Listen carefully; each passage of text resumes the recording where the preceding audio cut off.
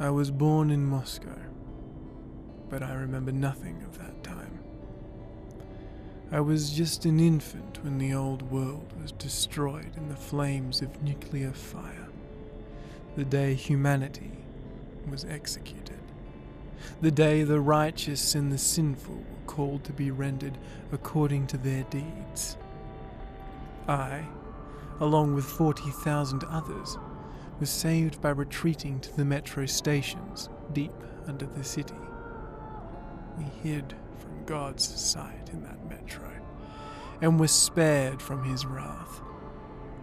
Apparently, he thought that flushing us out wasn't worth the trouble. And as the years ticked by, he went about his business, or perhaps died, whilst we stayed in this used-up and discarded metro, just going with it, going nowhere.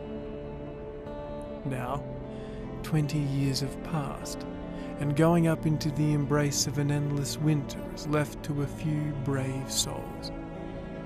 The metro was our home, our fortress against the nightmarish mutants that roamed the tunnels and the world above.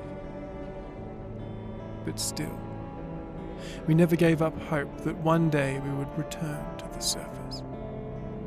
But one day, I, a foolish child, snuck away to the botanical gardens. There, saw something, a creature, a dark one. And as I fled back to the safety of our dark, damp burrow, a creature that lived under the sun followed me. This new threat appeared, and we found ourselves in a war to determine the very existence of our species. Life was never easy in the tunnels, but it was our home. There was comfort in its routines, in seeing the same people day after day. But since the mutant attacks had escalated, fear ruled the station. I had just turned 20, and could never have imagined what would have followed on the morning that my stepfather's friend, Hunter, arrived at the barricade. Once again, all sorts of nonsense started to fill my head. The Dark Ones. I'd come across those damn non-humans once during my barricade watch, and I'd been scared silly. But how could I not have been? So you're sitting there on watch, you're warming your hands by the fire, and suddenly you hear it. From the tunnel, from somewhere in the depths, a regular, dull knocking rings out. First, in the distance, quietly, and then even closer, and ever louder. Then suddenly your ears are struck by a horrible graveyard howl, and it's coming closer. And then complete mayhem. Everyone jumps up. They haul the crates and sandbags that had been sitting on into a barrier, and the most senior among them shouts with all of his might, "Alert!" Reserves from the station rush in to give support at the 300th metre, where the blow will have to be absorbed. They pull the cover from the machine gun, and people throw themselves to the ground, behind the sandbags, directing their guns at the mouth of the tunnel, taking aim. Finally, having waited for the Dark Ones to draw closer, they turn on the spotlight, and strange, delirious silhouettes become visible in its beam. They are naked, covered in black, glossy skin, with huge eyes and mouths like gashes. They're striding rhythmically, airily ahead, toward the fortifications, towards death, with reckless abandon, without wavering, closer and closer. There they are, 3, 5, 8 beasts, and then the first among them suddenly throws back its head and emits a howl like a requiem. You feel a shiver up your skin. You resist the urge to run, to throw your gun aside, to abandon your comrades, to abandon everything to the devil and run. The spotlight is shone directly into the muzzles of the beasts to target their pupils with its bright light. But it's obvious they're not even squinting. They're not throwing up their hands, no. They're staring into the spotlights with eyes wide open. They move steadily onward. Onward. Do they even have pupils? And then, finally, the guys run up from the 300th meter with more machine guns. They lie down alongside. Commands fly overhead. Everything is ready. The long-awaited "Fire!"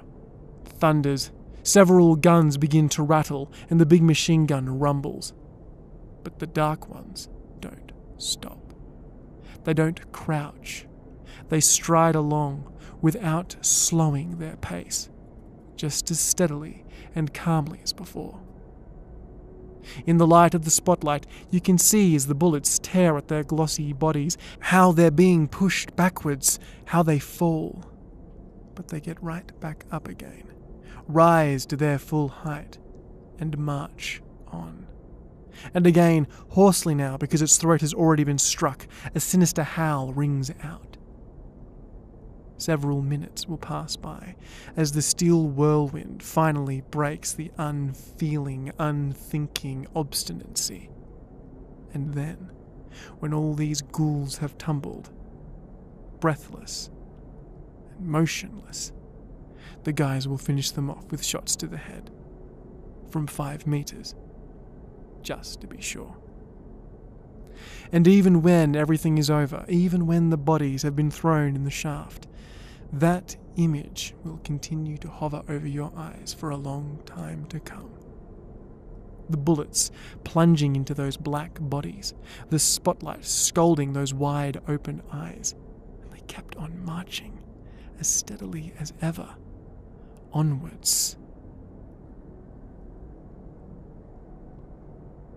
I convulsed at the thought. Yes, it'd be better not to chat about them. Just in case. Ending my watch, I made my way through my home station, exhibition it was called, stopping every now and then to shake the hand of a passerby, or to kiss the cheek of a familiar girl, or sometimes answer questions asked by the older generations about my stepfather, a man called Uncle Sasha, but who they knew as Sukhoi. Exhibition was known for many things: our sparing way with words, our general neutrality in the constantly raging wars between those other factions that made conflict in the deeper parts of the metro. Idiots who called themselves the Fourth Reich.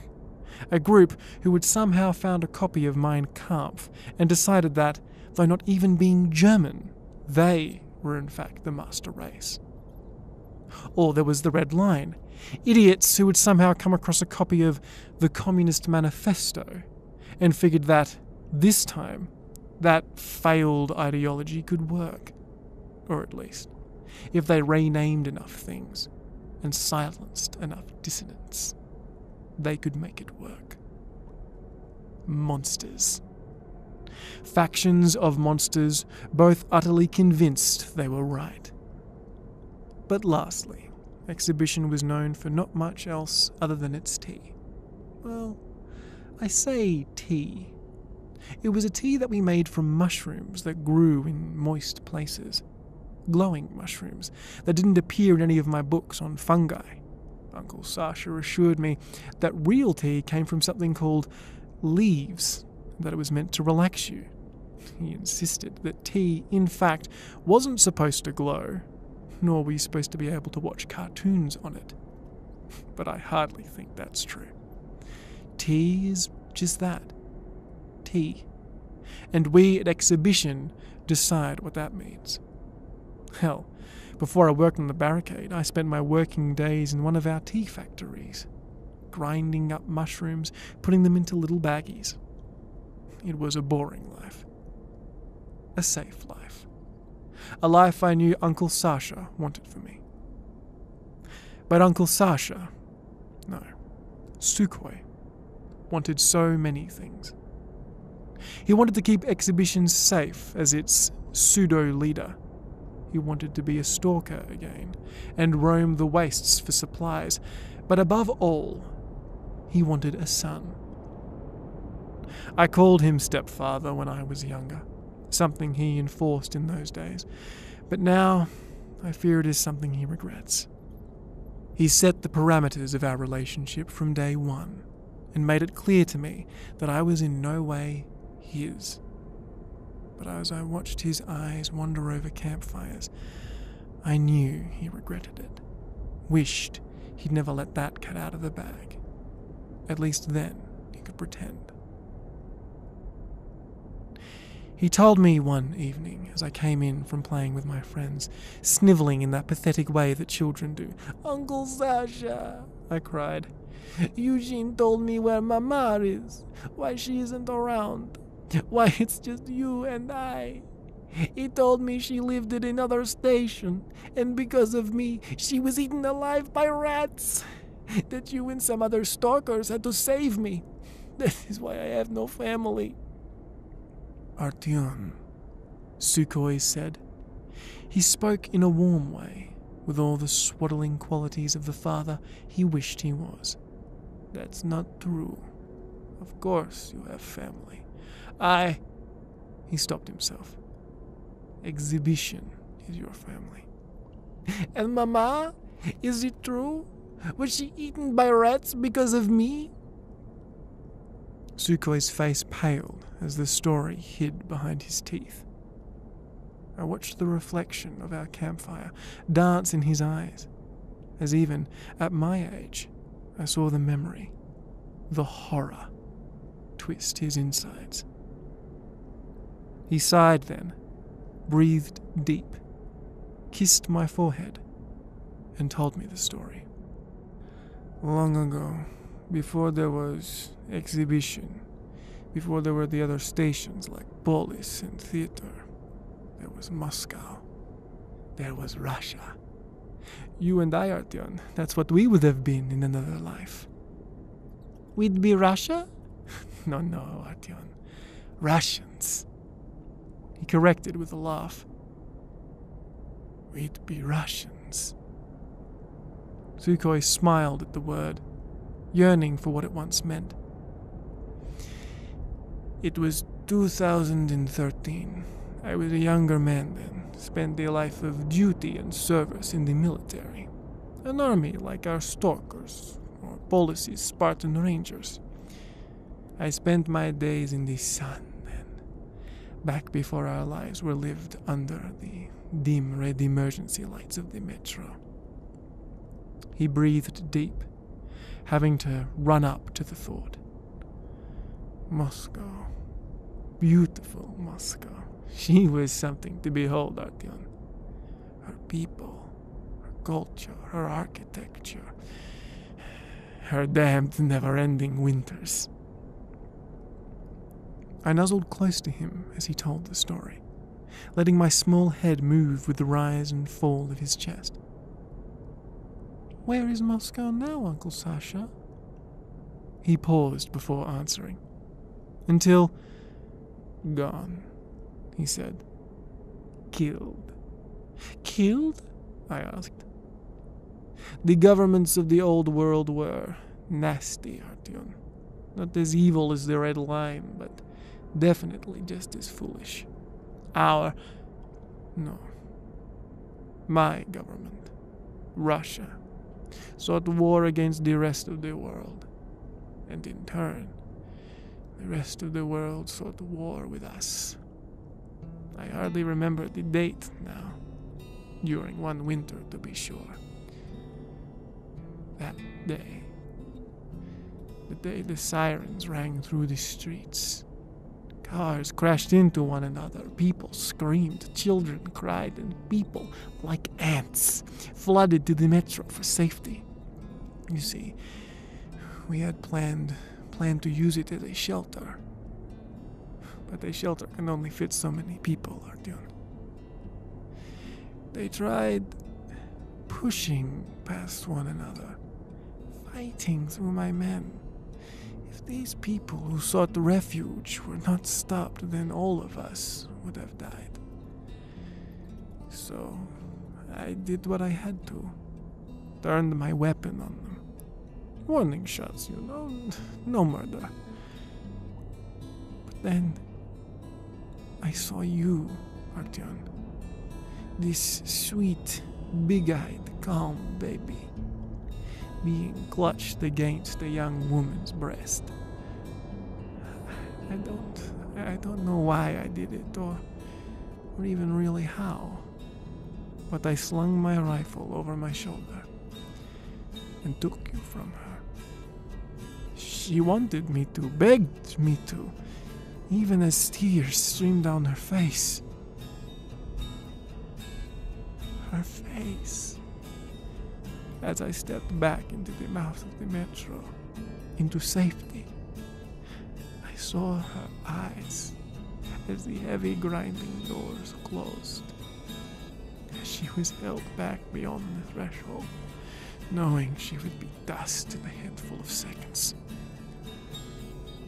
I can still hear them, Artyon. As we rushed down the stairs into the depths, I could hear the others outside, banging and banging on the door, screaming to be let in. There were so many voices, Artyon.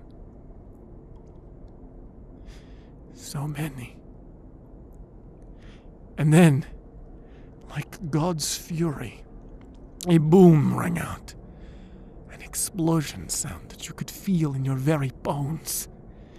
An explosion that shook everything around you, leaving you to think that the world was going to shake apart.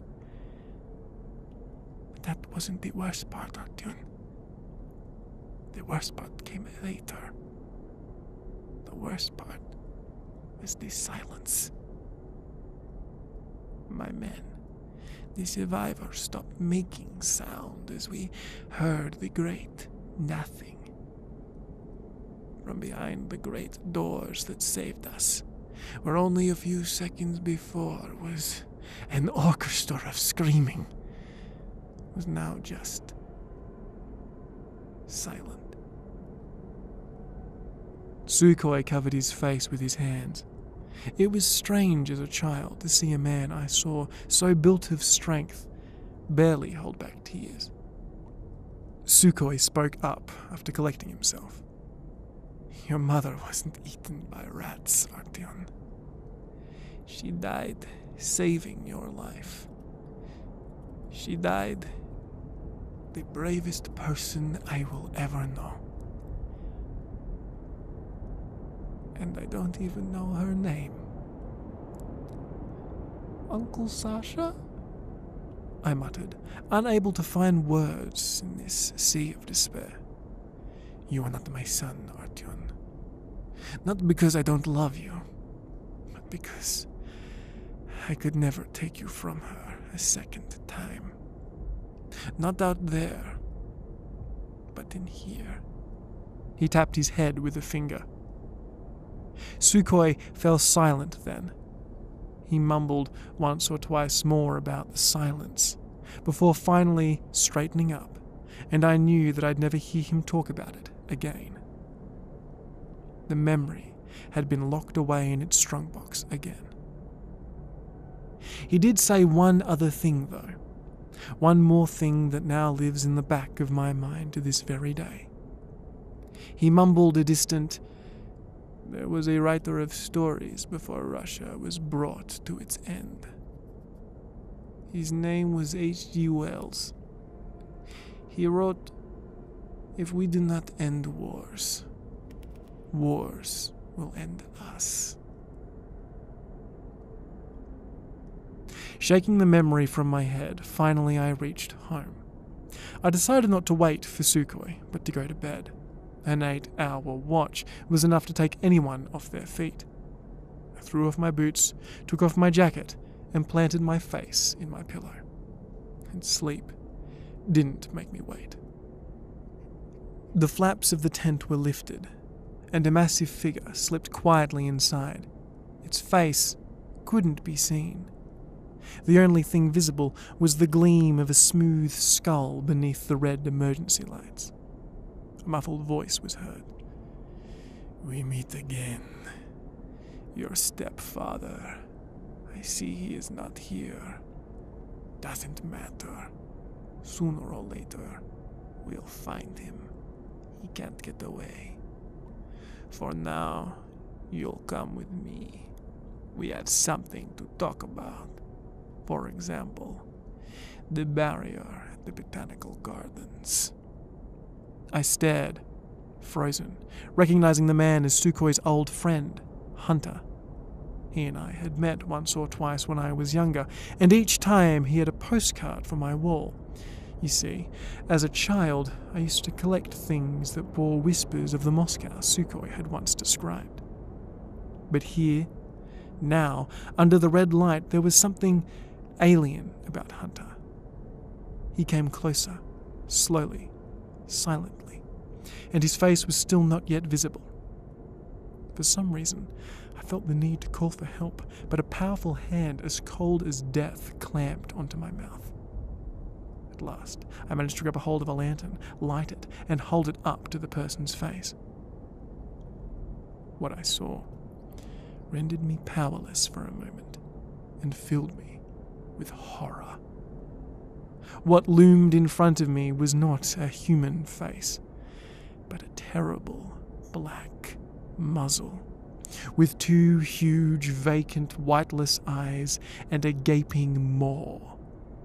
I darted and threw myself out of the tent. The light suddenly faded, and the station went totally dark.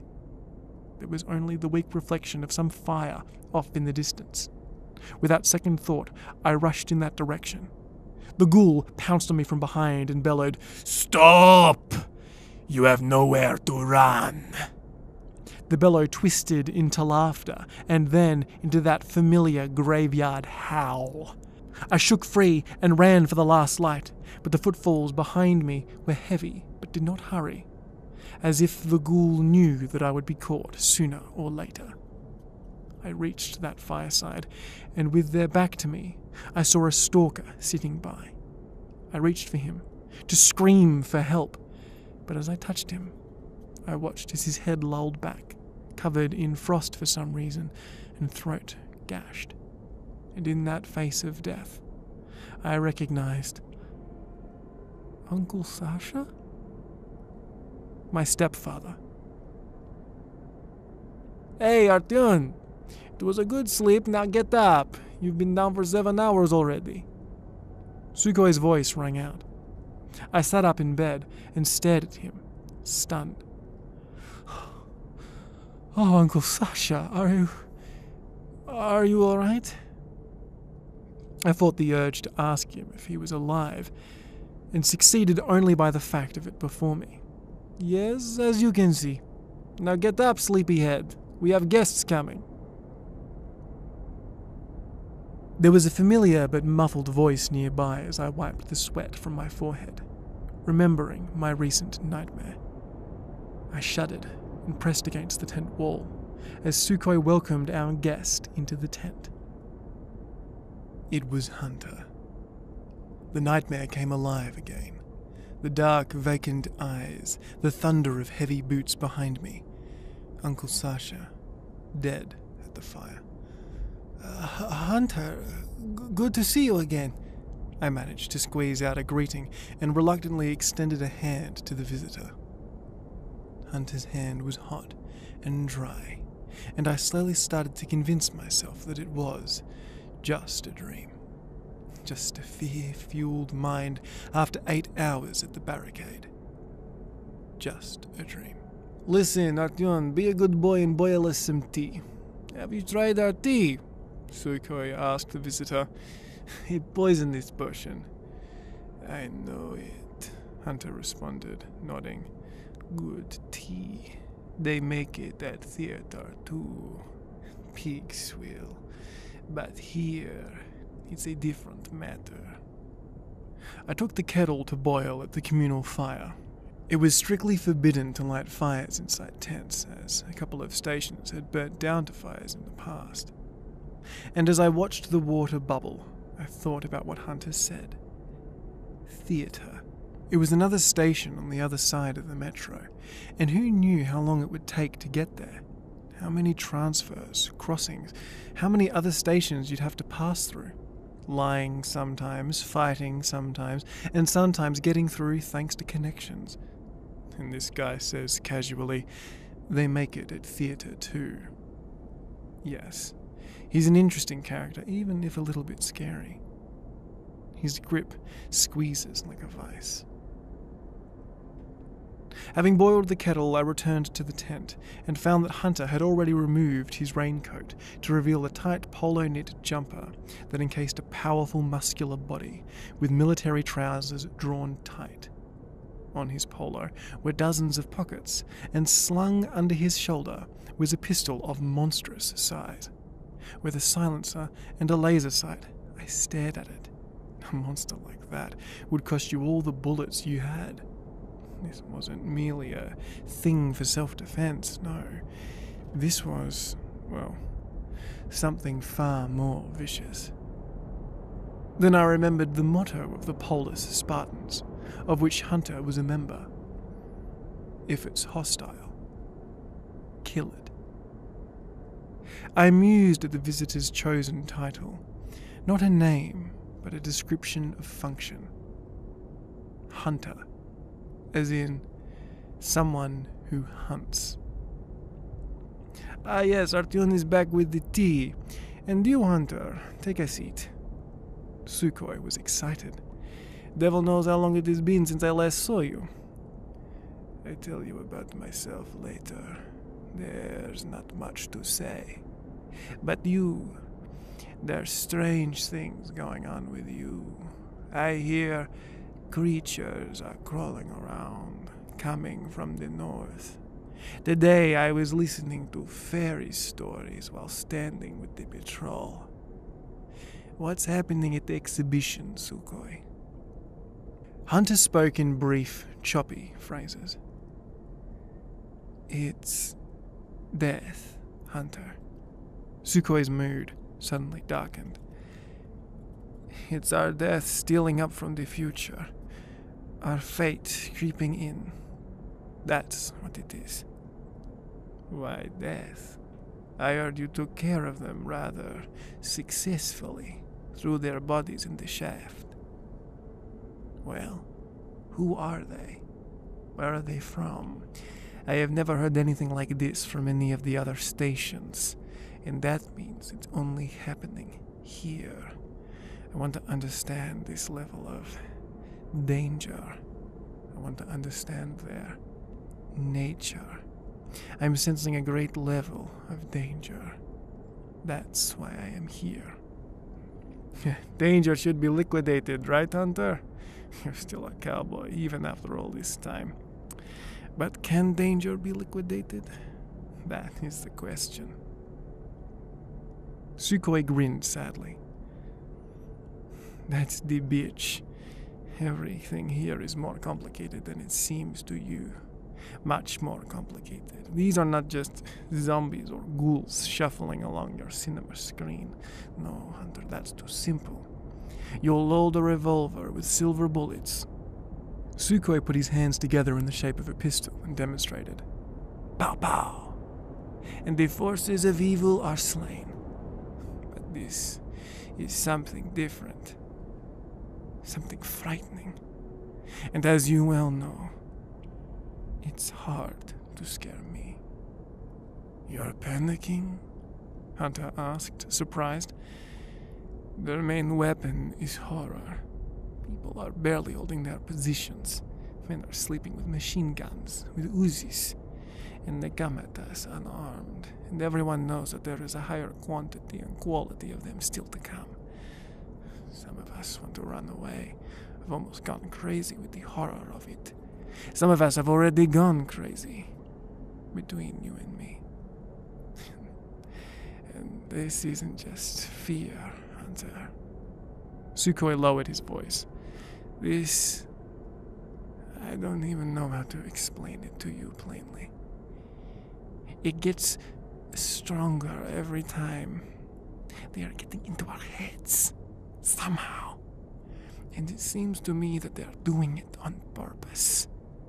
You can sense them from afar, and the feeling gets stronger and stronger, and the agitation gets so vile that your knees start to shake, and you can't hear anything yet, and you can't see anything, but you already know that they are coming nearer, nearer, and then there is a howl, and you just want to run. But they're coming closer, and you're starting to shake, and a while later you can see them walking with open eyes into the searchlights. I shuddered as he spoke. It seemed I wasn't the only one tormented by nightmares. I had never told anyone about them before. I was afraid I'd be taken for a coward or a lunatic. They're taking our minds. They're reptiles, Sukhoi continued. And you know, it's like they adjust themselves to your wavelength, and the next time they come, you feel them more strongly, and you're even more afraid. And this isn't just fear, I can tell you. He went silent. Hunter was sitting there, without moving, studying him, and apparently thinking over what he'd heard. Then he took a mouthful of hot brew and spoke slowly and quietly. This is a threat to everybody, Sukhoi. To the whole filthy metro. Not just to exhibition. Sukhoi was silent. He thought he didn't want to reply. But suddenly he burst out, to the whole metro, you think? No. To the whole progress of mankind, which got itself into trouble with its progress already. No, it's time to pay. It's a battle of species, Hunter.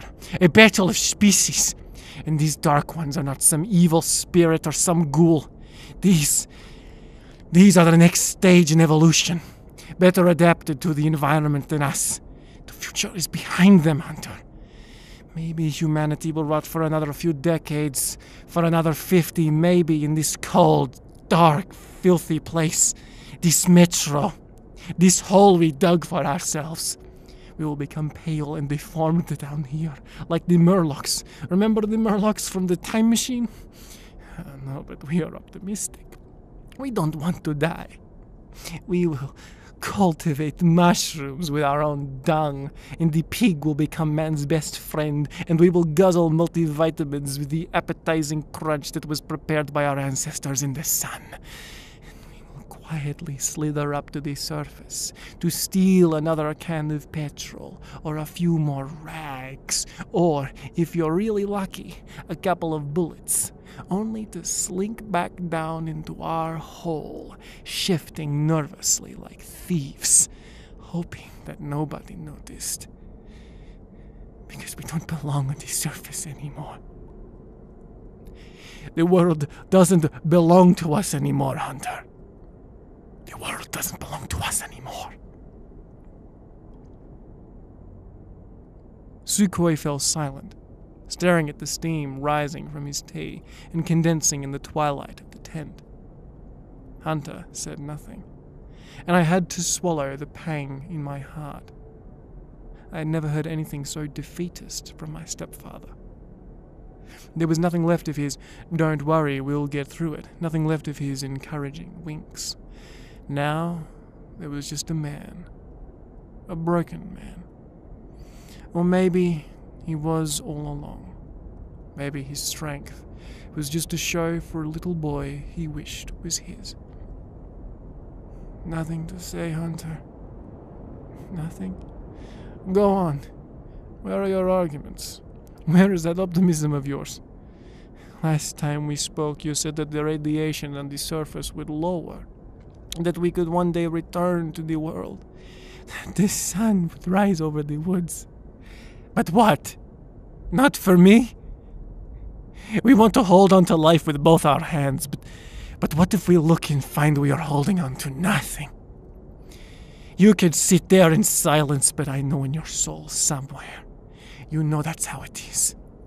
But we like this whole business, Hunter, don't we? Me and you, we really love living. We will crawl through this stinking underground, sleep in an embrace with pigs, eat rats. But we will survive, right? Wake up, Hunter! Nobody will write a book about you called The Story of a Real Person. Nobody will write a song about your will to live, about your sense of self-preservation. How long will you last on mushrooms, multivitamins, and pork? Surrender, Homo sapiens. You're no longer the king of nature. You've been dethroned. No, you don't have to die instantly. Nobody will insist on that. Crawl on a little more in agony, choking on your own excrement. But know this, Homo sapiens. You are obsolete. Evolution, the laws of which you understood, has already created its new branch. You are no longer the latest stage, the crown of creation. You are a dinosaur. Now you must step aside for a new, more perfect species. No need to be egotistical. It's game over. Time's up. It's time to let others play. You're extinct. Let future generations relax and rack their brains over the question of what made Homo sapiens extinct. Though I don't think anyone will be interested. Hunter, who was studying his fingers through this monologue, raised his eyes to Sukhoi and said gravely, "You have really given up everything since I last saw you. I remember that you were talking to me. If we preserve culture, if we don't turn sour, if we don't stop using proper ration, if our children learn to read and write, then we'll be fine, and we'll last here on the ground. Didn't you say all that? Or wasn't it you? And now look at you. Surrender, Homo sapiens? What the hell is that?" "Yeah, well, I just figured out a thing or two, Hunter. I have felt something which you have not yet to get. And maybe you'll never get it. We are dinosaurs, and we are living the last days of our lives. It might take 10 or 100 years, but all the same. Resistance is futile, right?" Hunter offered in a mean voice. "What are you driving at?" Sukhoi was silent, eyes downcast. Clearly this had cost him a lot, having never admitted such weaknesses to anybody, or even to such an old friend, or even in front of me. It was painful to him to hold up a white flag. "But now, you won't wait," Hunter slowly said, standing up to full height. "And they won't wait. New species, you say? Evolution, inevitable extinction, dung, pigs, vitamins. I'm not there yet. I'm not afraid of it either. Got it? I'm not putting my hand up to volunteer. The instinct of self-preservation? You call it that. Yes, I will sink my teeth into life. Fuck your evolution. Let other species wait their turn. I am not a lamb being led to slaughter. Capitulate and go off with your more adapted, more perfect species. Let them give you your place in history. If you feel that you have fought all you can fight, then go ahead, desert, I won't judge you. But don't try to scare me. And don't try to drag me along with you into this slaughterhouse. Why are you giving me a sermon? If you won't do it alone, if you need to do it collectively, you won't be so ashamed. Or as the enemy promised you, a hot bowl of porridge for every person you bring to them in captivity. My fight is hopeless? You say that we are at the edge of the abyss. I spit at your abyss. If you think that your place is at the bottom of that abyss, then take a deep breath and step forward. But I'm not coming for the ride. If rational man and refined and civilized Homo sapien chooses to capitulate, then I refuse to be called one. I would rather become a beast, and I will, like a beast, sink my teeth into life and gnaw on the throats of others in order to survive. And I will survive. Got it? I will survive. He sat down and gestured for me to pour him some more tea, but Sukhoi took the kettle from me and went to refill it, gloomily and silently. I waited in the tent with Hunter, his words still ringing with contempt. His vicious will to survive lit a fire inside me. He turned to me finally and said, "Have you heard the parable of the two frogs that fell into a pail of cream?" Two frogs fell into a pail of cream. One, thinking rationally, knew that there was no point in struggling, no point in deceiving destiny. And what if there was an afterlife? So, he crossed his legs and sank to the bottom. The second, the fool, was probably an atheist. It seemed that he had no reason to flail around if everything was predestined. But he flopped around and flopped around anyway. Meanwhile, the cream turned to butter, and he crawled out. We honor the memory of the second frog's friend, eternally damned for the sake of progress and rational thought. Who are you? I finally asked. Who am I?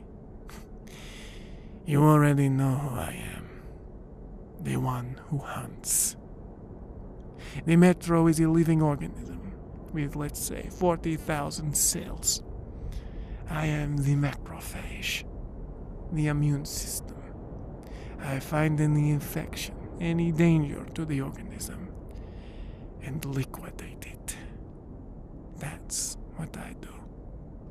Hunter made a gesture with his hands, as though he was wringing someone's neck. If it is hostile, you kill it.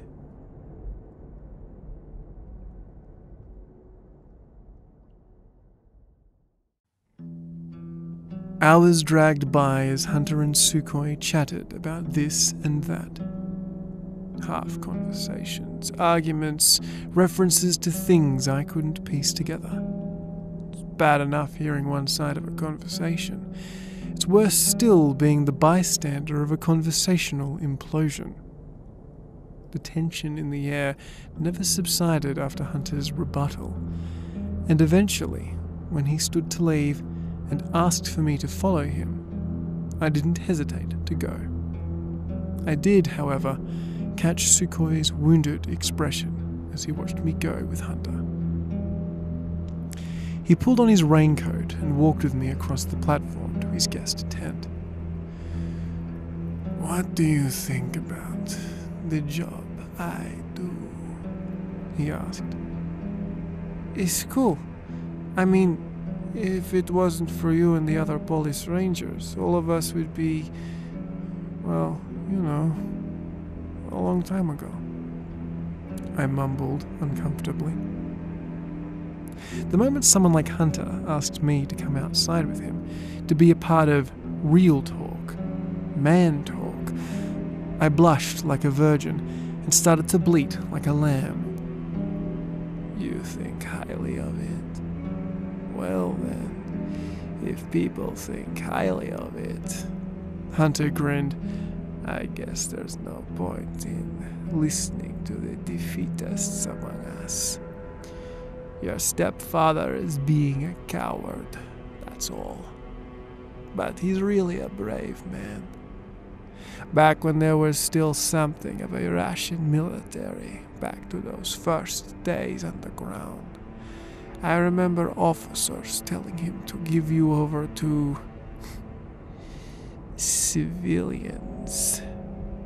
Follow proper military procedure, you know? Do you know how insubordination was punished back then, Artyon? Regardless, Sukhoi held you close in one arm, held his rifle in the other, and said, "From my cold, dead hands." Yes, a brave man. In any case, he was once. Something horrific is happening here, Artyon. Something different. Your stepfather is right about that. These aren't just the normal mutants that drag men into the dark. These aren't goblins or vandals. This is something new. Something meaner. There is a chill in the air. There is death in the air. I have only been here a few days, and I can already feel that fear has penetrated exhibition. These dark ones, the more you know about them, the more you study them, the more you think about them, the stronger the fear. Take you, for example. Have you seen them? Only once so far. I only just started working the Northern Patrol, though. I confessed. But, to be honest, once was enough. I have been tortured by nightmares ever since. Nightmares, you say? You too? Hunter frowned. Yes, it doesn't look like a coincidence. And if I stay here longer, maybe a couple of months, maybe start going on northern patrols, there's a chance I'll go sour too. No, Artyon, your stepfather is mistaken. It isn't him speaking. It isn't his thinking. It's them thinking for him. It's them speaking for him. Give up, they say. Resistance is futile. And he is their mouthpiece. But Sukhoi probably doesn't know this himself. They must tune in on you, impress themselves on your psyche. Fiends. Tell me, Artyon. Hunter turned to me straight on, and I felt his very soul focus in on me. Do you have a secret? Something you wouldn't tell anyone at the exhibition, but something you could tell a passerby, perhaps. Well, I hesitated, and for a perceptive person, that would have been enough to know that such a secret existed. Good. I have a secret too. A secret I want to share with someone, but I want to make sure they won't blab. So here's what. You tell me yours, and I'll tell you mine. And it better be serious too.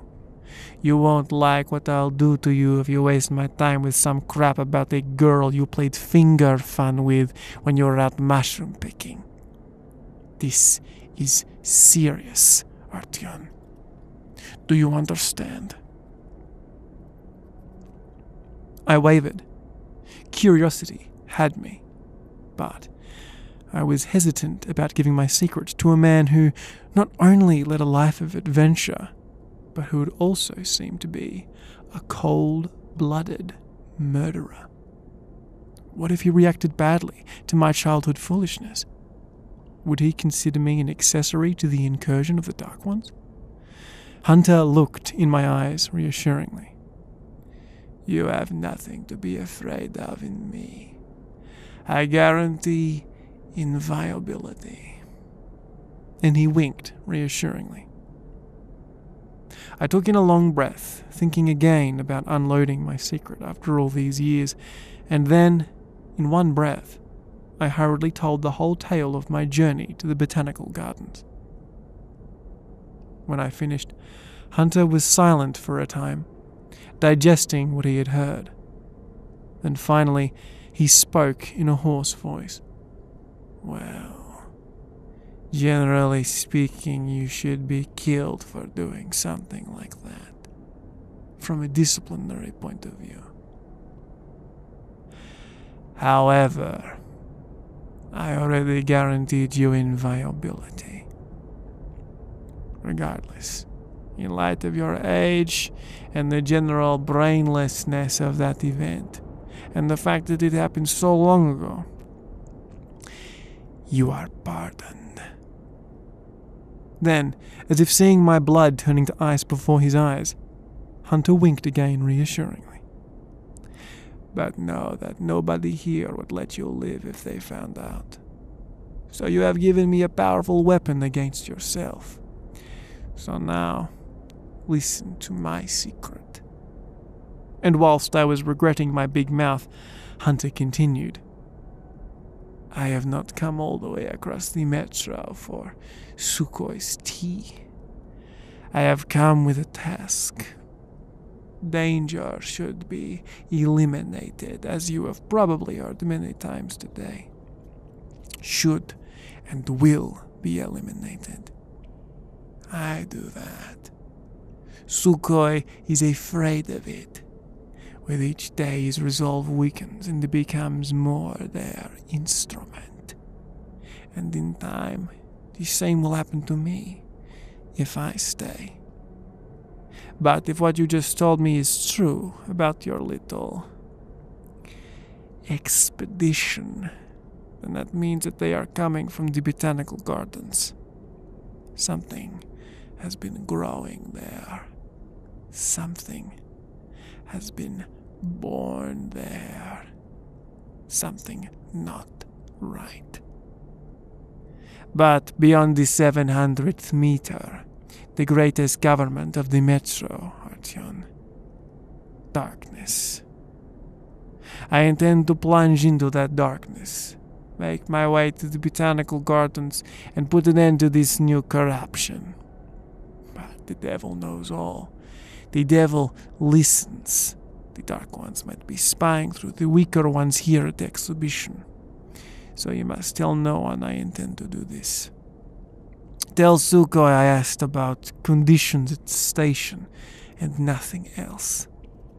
You don't have to explain anything, right? If everything goes smoothly, I'll explain myself afterward. But it might be that... He stopped short for a second. If I don't come back, someone will need to return to Polis and tell Miller about these fiends in your northern tunnels. But the others have worm-eaten brains. The dark ones have swallowed their reason. I need someone who can still reason. I need you, Artyon. Me? What can I do?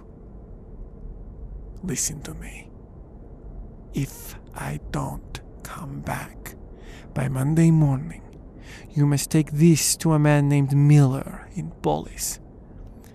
Hunter pulled a necklace from his polo, from which hung a distinct metal tag with an inscription that I couldn't decipher. This will prove that I sent you. Tell him the whole story. The whole story. You must do this at any cost. Hunter tapped the pendant once with a finger. If I don't come back.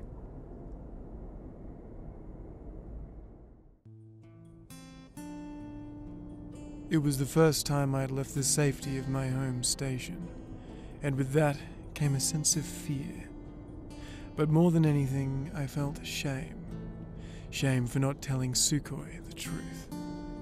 I hoped he would be okay. The thought of him slowly realizing I was gone, hearing nothing, and going mad with grief made my guts twist. So as best I could, I buried those thoughts and hoped that Sukhoi could rediscover the strength I always saw in him. The caravan was in fact a single rail car loaded with crates of tea, and as I shuffled past boxes into my rusty little seat, I wondered about the trains of old. Large chrome cylinders that shot through the metro before the war. Sukhoi had told me that one could take you from one end of the metro to the other in only a day. Impossible. Looking over the rusty rail car, amazed that its crank still worked, I found the thought of trains to be akin to that of a unicorn, some mythical thing from before my time. But whereas the unicorn could live a life in fiction, trains had one foot in reality. Some, not totally stripped, lie dead, their skeletons still clinging to their tracks. I don't think anyone had seen a working train in at least a decade. Artyon! I was shaken from my thoughts by Eugene sliding into the car, rifle slung. So you applied for security detail too, huh? With badasses of our caliber, these traders won't even catch a cold, right?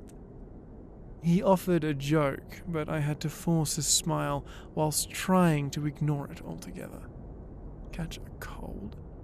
Maybe Eugene was as nervous as I was. Maybe he was just trying to break the ice, as it were. But as I struggled with my shame, I did my best to ignore him. We were vaguely familiar, Eugene and I.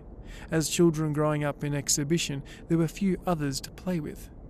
He was one of those snotty, mouth faster than his brain types, and it seemed that little had changed as he hit adulthood. But I was flawed in my own way too.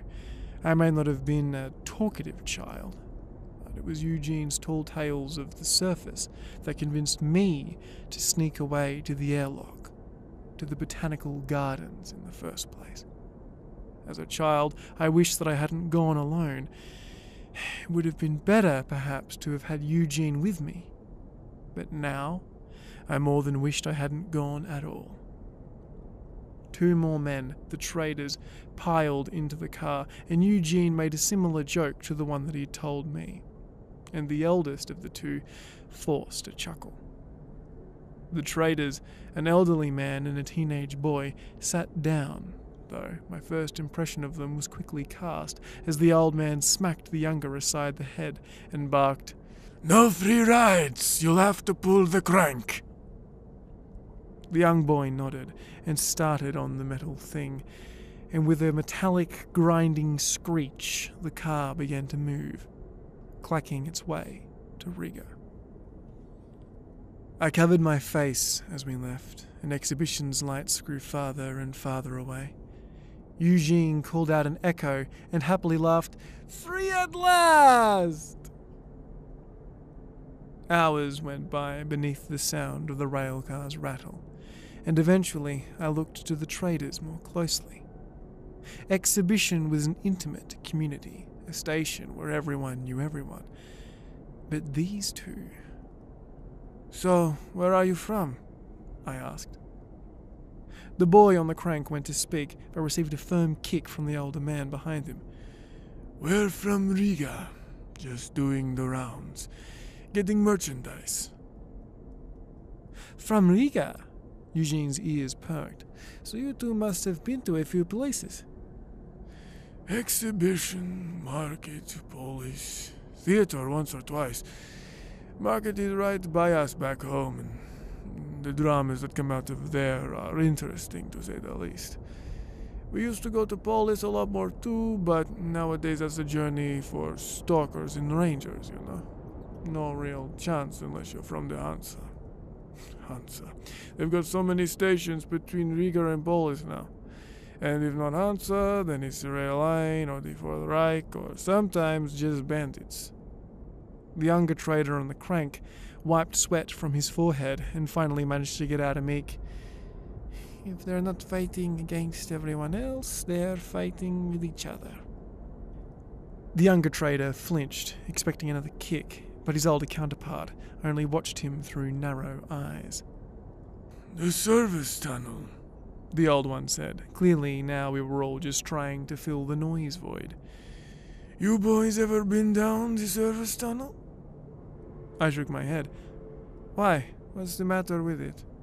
The old man shivered. "Oh, nothing, I guess. It's just like any other tunnel, really, but a bit darker, I suppose. A bit colder. I came to exhibition by it a few weeks ago." "Mutants on the line?" I asked, but the old trader only shrugged. "You know, I heard a story about the line up past market once, Eugene started. Oh? And what story is that? The old man replied. My friend told it to me. He was working as a guard on a caravan just like this one, but their car was fatter, slower, you know. So he and his buddies had to walk along the tracks ahead of it, keep an eye out for bandits and stuff. Anyway, so they continued through the dark until my friend noticed this sound coming from the tunnel, getting louder and louder. The noise, which was borderline inaudible to begin with, had become on the border of audible sound and ultrasound, slowly growing from a point of imperceptibility, so you couldn't tell when you started hearing it. He says it reminded him of a whistling whisper more than anything, incomprehensible and inhuman. I looked over to the others, who were silent as they listened to Eugene. Even the younger one stopped grunting. Inhuman? I asked. Eugene nodded and continued. So my friend starts to look around at his comrades, the traders, the other guards, looking to see if they could hear it too. But some wiped the sweat from their brow, and others looked nervously back into the dark from where they had come, their lantern's light barely reaching more than a handful of meters into the black. They heard nothing. My friend starts to get scared at that. The calm indifference of his group became more unsettling against the backdrop of the whispering. The whispering, which was getting louder and louder and still totally incomprehensible. He stopped, dead in his tracks, ear to the tunnel, and the rail car behind him had to stop so as to not run him over. What are you doing? His friends asked him. They asked him if he's tired or something, why he just stopped in the middle of the track, saying he should have told them sooner, etc., etc. But he just keeps listening and says, You don't hear that? His friends pale as they struggle to hear what only my friend could hear, the distant, echoing whisper. The traders stand up and yell at him. What are you doing, T-Brain? Your batteries run out? But my friend looks back at them, horror growing in his heart. You don't hear anything at all, he says. And at that moment, a foul sensation crawled into his soul. Maybe there was no noise, and that was why no one else heard it.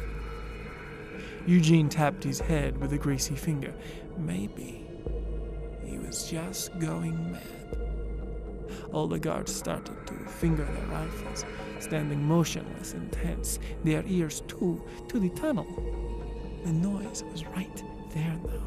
My friend could hear it distinctly, and he kept looking to his friends, the traders, to see on their faces if they could hear it too.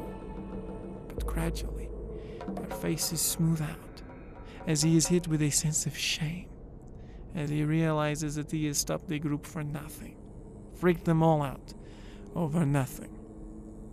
Hallucinations? I asked, admittedly being drawn into Eugene's story.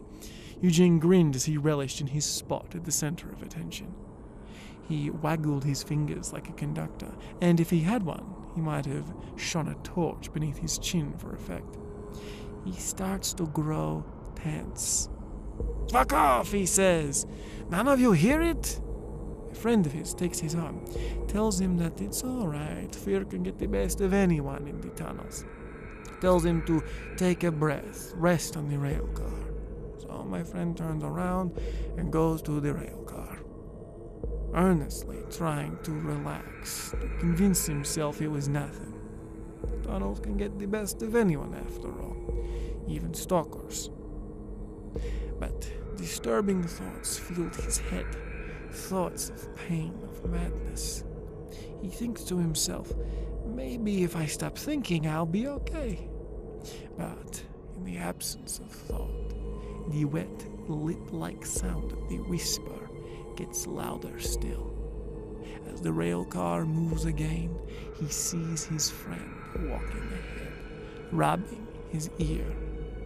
"What are you doing?" my friend asks him. "My ears, they're itching. They're hurting," his buddy says. "And you don't hear anything?" my friend asked. "No, not a damn thing, but I feel pressure." The young trader raised a worried eyebrow. Pressure? He felt pressure. Eugene nodded and continued. "The rail car moves onward, and for my friend, the sound filled the whole metro now. But still, it's only he who can hear it. And then he looks off ahead, sees where it is coming from, this thin pipe running along the roof of the tunnel. The sound appeared to be emanating from within it. It was some old communication thing once or something. Anyway, the muzzle was burst, and from the breach came the whisper. My friend's body turns back to the car and says, "Guys, we should stop. My head. I need to sit down." But before he can even take a step, he drops to the ground.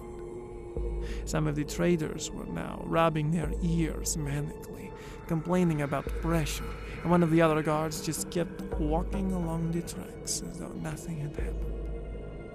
My friend called after the guard, but it seemed as though he couldn't hear his shouts. One trader on the car fell into a heap and crawled into the fetal position, crying like a baby. My buddy freaks. He decides to run after the guard. Maybe he can get him to help save the others. The light of the car now behind him. He was in almost complete darkness when he reached the guard, who was still marching blind. My friend taps him on the shoulder, but nothing. So he gets in front of him and flashes his torch into his eyes. They were closed. And then suddenly, the guard frowned and broke his stride. My friend tried everything, slapping him, all of that, but he just stood there, frozen in the black. So he thinks, okay, no hope there, so he takes the guard's rifle and runs back to the car. Maybe he can help someone by himself. But most of them are already on the ground by now. The only noise coming from the trader, weeping in the fetal position. My friend approaches him and sees on his face an expression of such suffering that he stepped back, afraid he might catch it. It was so hot. They thought it'd be instant, but it was so painful. It burned so bad. My friend, not knowing what else to do, grabs the weeping trader and tries to pull him to his feet. "No!" the man cries. "They're so lonely. So lonely, and their skin, they can still feel it burning." The man looks up at my body, tears streaming, his eyes now totally white. "They're so sad," he says. Eugene went quiet and allowed the image to sink into our minds. "So?" the old trader asked. "Then what did your friend do?" Eugene shrugged, but even I was enthralled now and demanded, "Well, Eugene?" He sighed and said finally, "What do you think? He ran back to the station as fast as he could." "And the caravan? His friends?" But Eugene only shook his head. Stories were what helped stave off madness in the metro. Perhaps that was one human tradition that this hole didn't eradicate. People told stories around fires, fictions to forget reality for a while, to send your mind out beyond the trappings of the stone wall of the metro. But it was clear to everyone on the rail car that Eugene's story, though possibly exaggerated, was in some part rooted in reality. Ever since the first days underground, there have been stories from every station in the metro. Stories of what the more fanciful called ghosts. Were those stories true? Most would think so, though they'd never admit to it. The unreliable light of the lantern fixed to the rail car wandered like a pale yellow stain on the walls as they passed into the service tunnel. The light licked at the damp floor and disappeared completely if you tried to look into the distance, in front or behind. There was great darkness ahead, which greedily ate the light of my pocket flashlights from just 10 meters away. The wheels of the car squeaked with a whining, melancholic sound, grinding into nowhere. We were well beyond the safety of Exhibition's territory now, and with Eugene's story still fresh in my mind, I was doubly sure to stay on alert. The route from Exhibition to Riga was considered safe, especially given the positive relationship between those two stations. But this service tunnel the old trader had decided to take us through dispelled any feeling of safety. Danger couldn't just come from the north or south, the two directions of the tunnel, but it could also come from above us, from the air shafts, or off to the sides, behind the long closed doors to forgotten utility rooms, to forgotten exits. Danger waited below too, in the manholes left behind by the metro builders, neglected long ago back when the metro was just a means of transportation. In any of these places could hide things that could squeeze the mind of any man into that of irrational horror. I had heard of the mutants before, how could I not have? Stories from stalkers passing through Exhibition, or even tall tales from Eugene. On the surface, there were these giant flying horrors, they said. Things they called demons. Winged things that were known to circle the skies, to snatch up men in their claws before dropping them from great heights. There were also spiders with the faces of people, whose only weakness was light itself. And then, of course, there were those which I had heard the most of growing up. "Watchmen!" Eugene cried as black beasts started pulling themselves up from the manholes on the track. A distant howl filled the tunnel, and swallowing my fear, I brought up my rifle and opened fire. Our rifles crackled into the darkness, our muzzle flashes revealing the large, furry, hound-like bodies of watchmen. The most common and most dangerous creatures to roam the surface now, pack animals, things that behaved like wild wolves but were the size of lions. "Motherfucker!" Eugene cried as he and I fired into the blanket of black ahead of us. "Are we hitting anything?" he asked, but I had to ignore him and said, "Doesn't matter. Keep firing. I'll cover our asses. They're going to try and get us from behind once we pass the manholes." "Fuck!" The younger trader was drenched in sweat as he cranked harder and harder, pushing the railcar faster. I barked at him to keep going and was about to pull the older trader out of the way so I could give cover fire to our rear, when a watchman crawled up from under the car and, in one movement, chomped down on the trader's head, taking off everything from the collarbone up in a single bite. The young trader screamed as blood sprayed over his face, and trying not to think about the life that I just saw get snuffed out, I pulled the body aside and unloaded directly into the watchman. Its body fell forward and slid off the side of the car. I winced as I heard its bones crunch beneath the wheels. "We're almost there, Artyon! I can see the lights of Riga!" Eugene said. But as I turned to him, a high-pitched ringing sound started to fill my head. I staggered and grabbed at my ear, Eugene's story fresh in my mind again. My body started to go weak.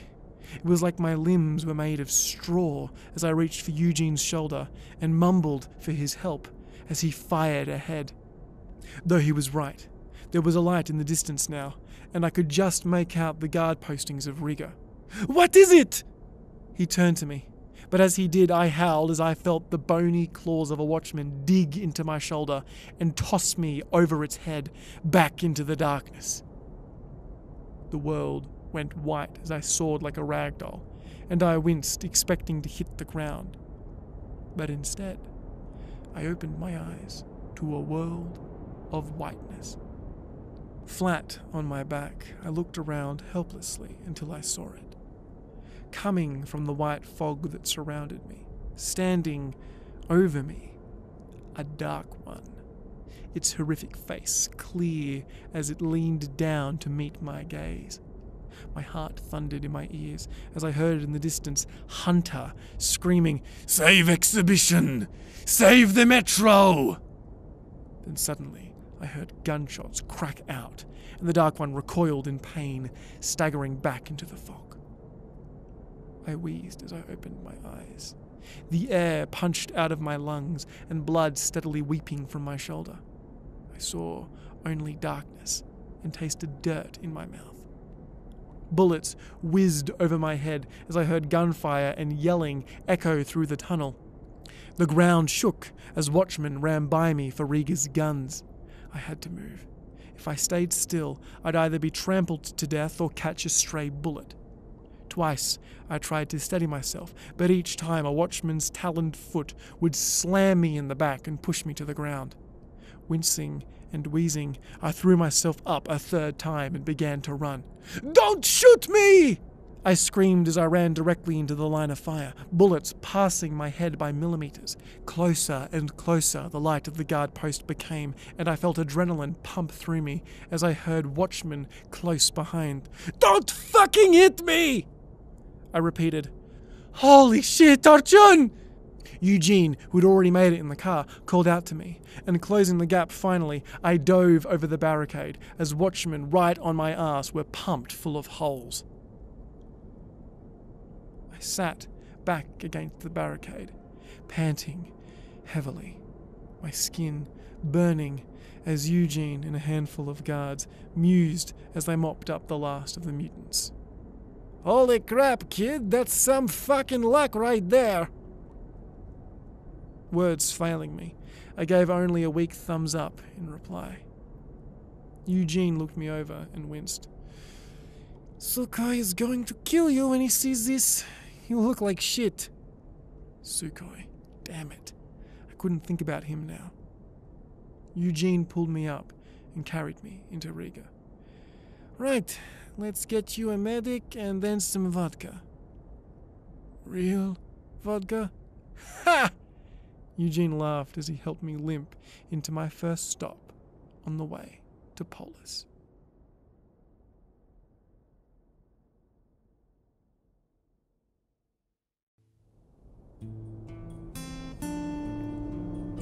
Riga was in better condition than Exhibition. Sometime, a long time ago, there was a big market somewhere above ground at this station. So among those who were able to run to the metro and save themselves from the bombs were a lot of traders from that market. The people here, ever since the beginning, had been an enterprising people, and with its proximity to other stations, other Hansa stations, Riga was given a certain prosperity. They had electric light, emergency lights like at Exhibition, and their patrols wore old camouflage, which was far more impressive than the quilted jackets we wore back at the barricade back home. The younger trader, whose name I still hadn't caught, led us to a tent, and it dawned on me that a swift return home was unlikely. With the main tunnel out of service and the service tunnel now overrun with watchmen, well, some poor bastards were going to have to head into that tunnel and clear the mutants out. And that work cost blood and bullets, two things not worth wasting in the metro. After making sure we were settled, and thanking us quietly whilst looking at his feet, the younger trader told Eugene and I farewell, saying he had to go and speak to the station's administration regarding developments. We took turns shaking his hand, exchanging pleasantries, and once he was gone, I turned, overwrought, and fell face first into my cot.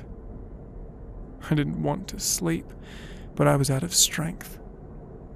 Eugene laughed and poked at the fresh bandages Riga's resident doctor had wrapped around me.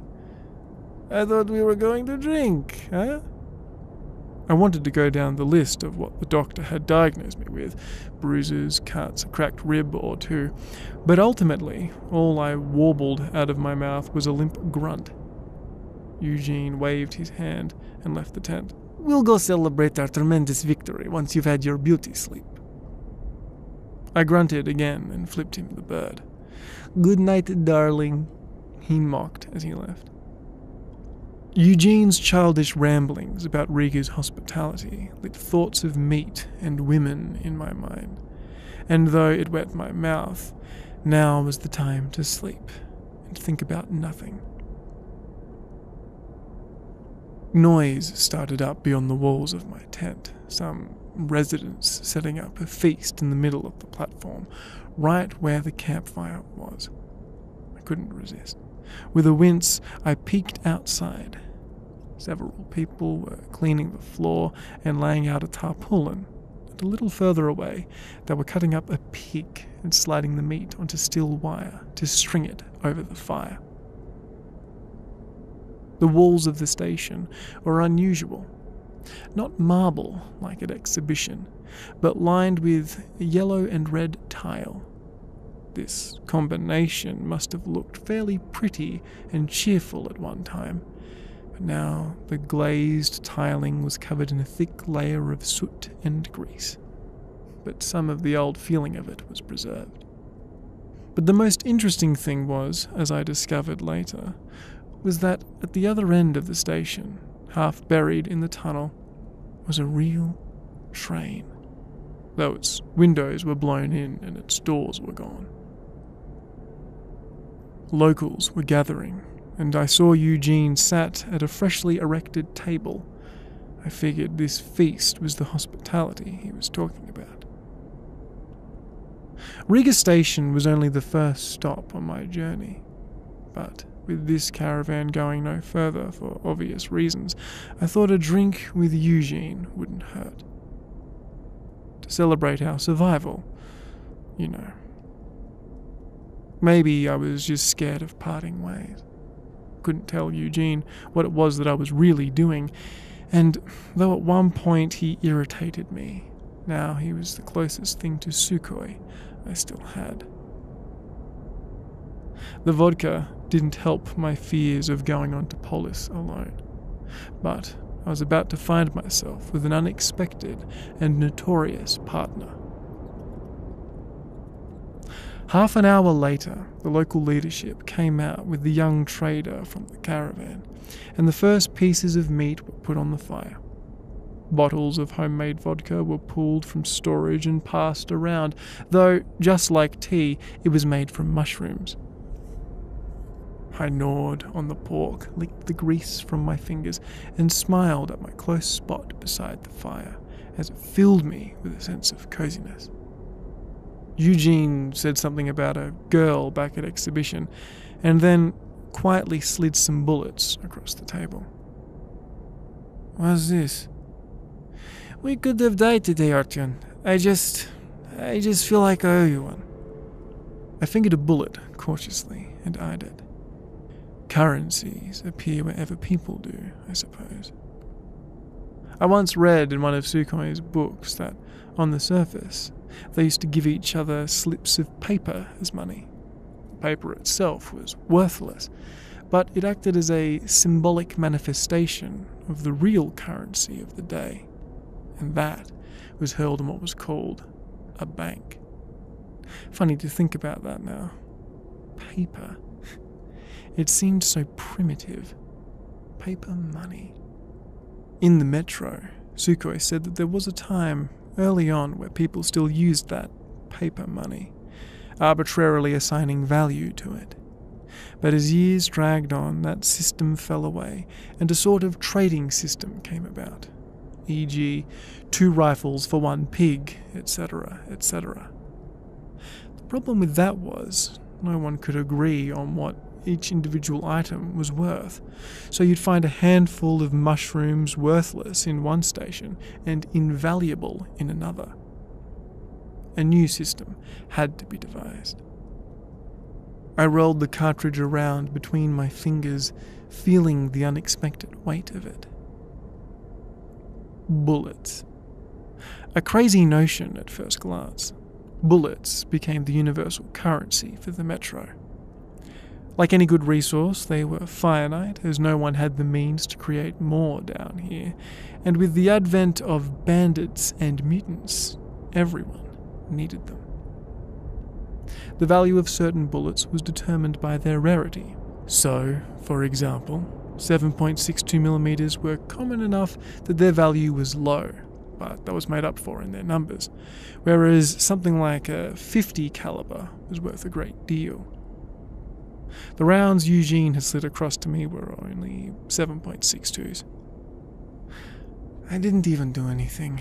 If anything, I put you in danger by getting pulled out of the back of the car by that watchman. I can't take these, Eugene. You'll need them for your trip back home. My blood went cold as I realized my mistake, and saw that so had Eugene. When I get back home? Aren't you coming? No, My brain was groggy from the mushroom vodka, yet I tried my best to kick it into gear. Hunter's warning not to tell a soul from exhibition what I was doing rung in my ears as I watched Eugene's eyes reading my face. But there was no protest, no shock, nothing. Eugene only exhaled and said, "And you'll definitely need them. Take them, Artyon. I insist." Maybe he thought I was running away. Maybe he thought that the quiet, meticulous life at exhibition had become too much for me, as it had him. Eugene understood that. A need for freedom. And whilst that wasn't my intention, I used his assumption to my advantage. I took the bullets into my pocket and thanked him. And then came the stranger. An hour or two had passed when I met him. The feast was almost over, and drunk men pulled at the patchwork trousers of giggling short-haired women, as slowly the gathered dispersed.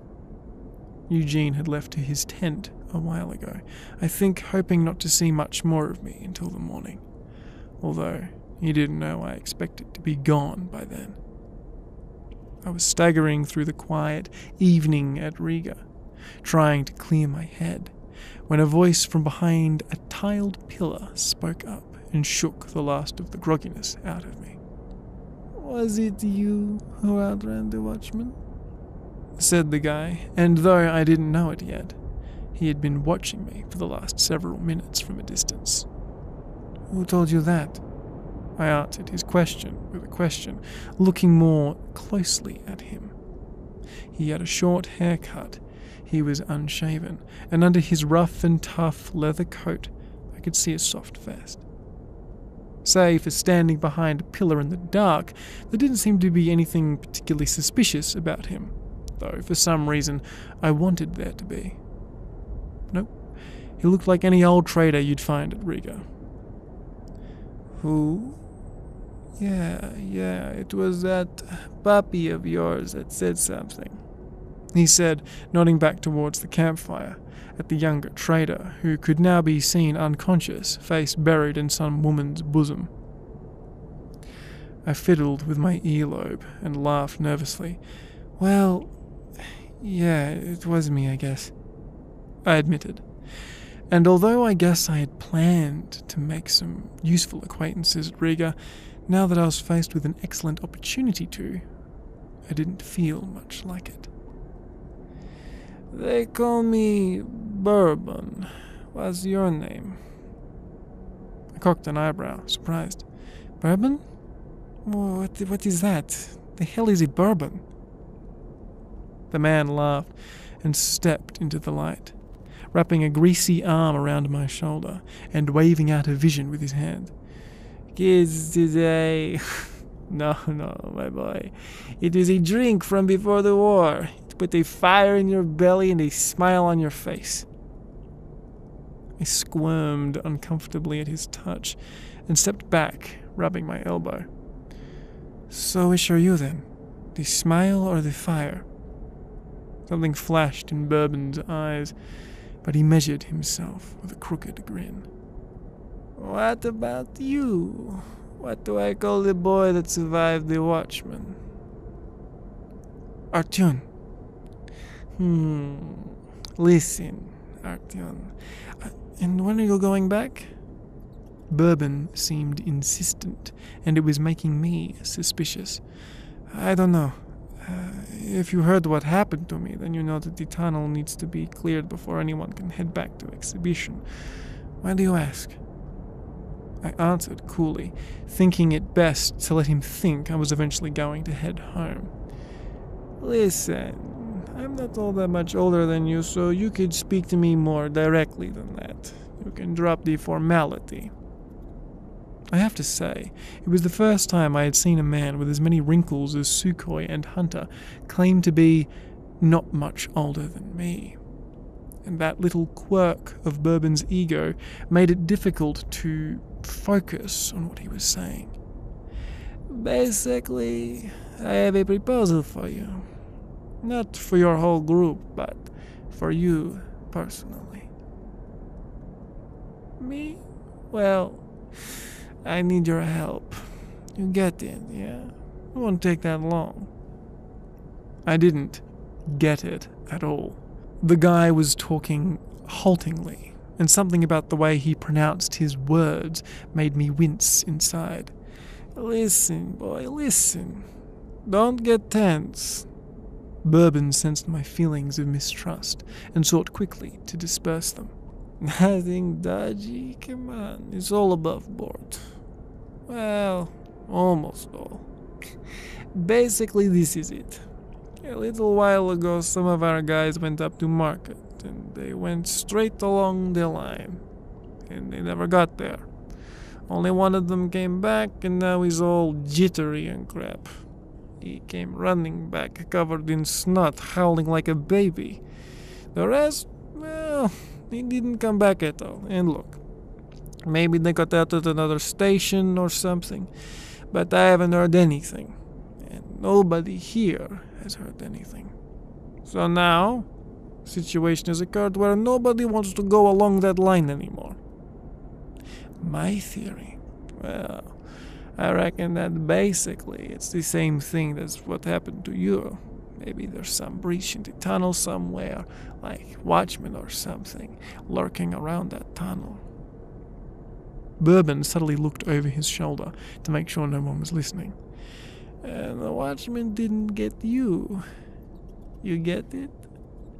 They could have eaten you alive, but no, they tossed you aside.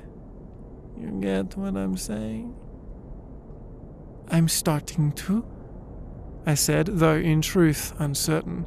Basically, I need to get up there. Past there, in fact, up to Dry Station. And, well, I don't know if I'll be able to deal with that many watchmen on my own. But maybe you'd be the one person around here who'd be interested in lending a hand. And who knows, I may not even be interested in you. You, I muttered, you want me to help you through the tunnel? Yeah, something like that. Bourbon nodded in relief. And there are a few more tunnels full of crap, you know. Help me out, get me to Dry Station, and I'll make it worth your while. I'll give you some guns, some bullets, and hell, my friends at Dry Station will even dust you off and send you back to exhibition.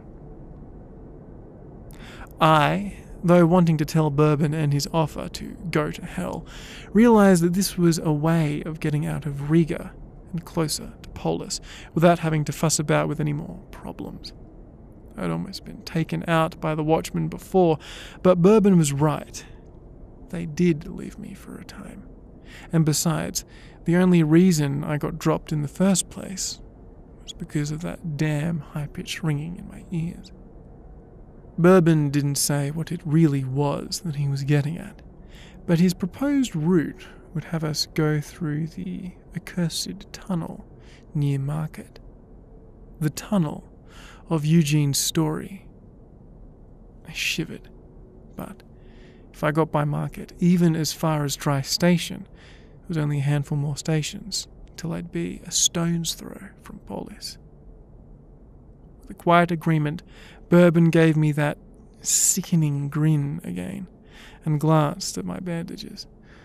"How are you anyway, my boy? I'd rest that if I were you. Go to your tent and sleep for a bit. Then I'll come and get you when we can leave after a while. In that time, do what you need to do to get ready, and we'll go. Hell, write a note if you feel like it. If you can write, that is. So they don't send a search party after us. That would be a real bitch." I headed back to my tent and thought of what to pack, though, thankfully, I hadn't even unpacked yet anyway. I saw Eugene snoring, mouth open, and I eased into my cot, planning on just closing my eyes for a few hours, until Bourbon came and got me.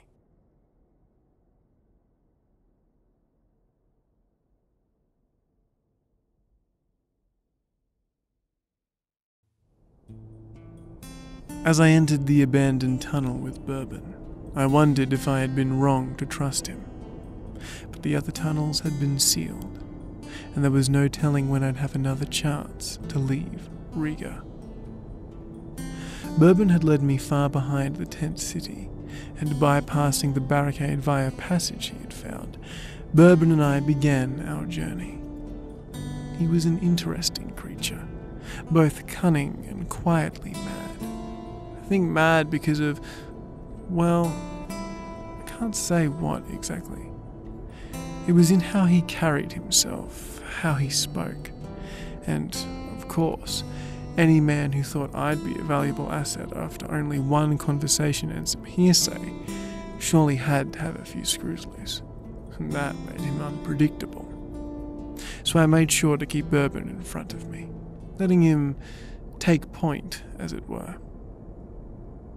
The confidence with which he bypassed the guards back at Riga assured me of his criminal nature, or at least he was, how you say, criminally inclined. The tunnel was a mess, even by the standards of the metro. The line was barely visible underneath dirt and scrap.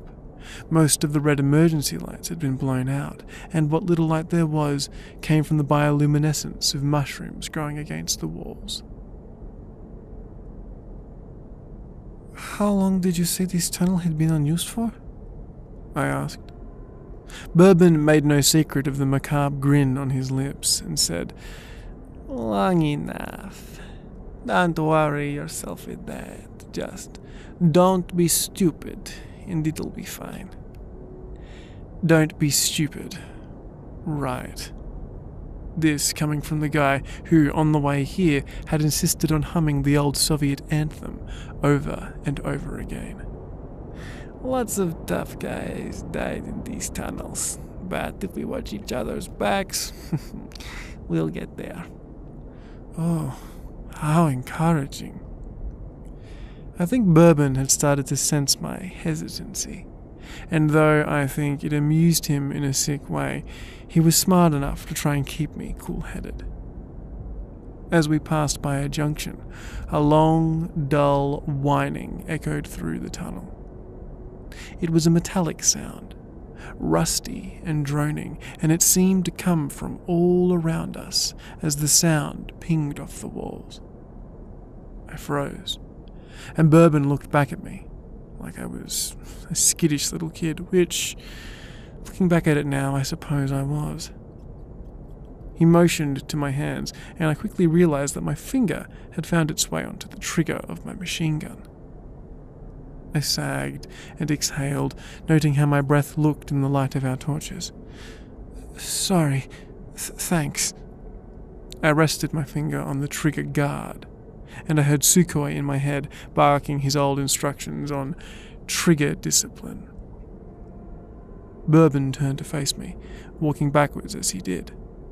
"Strange sounds," he began, pointing to the tunnel around us.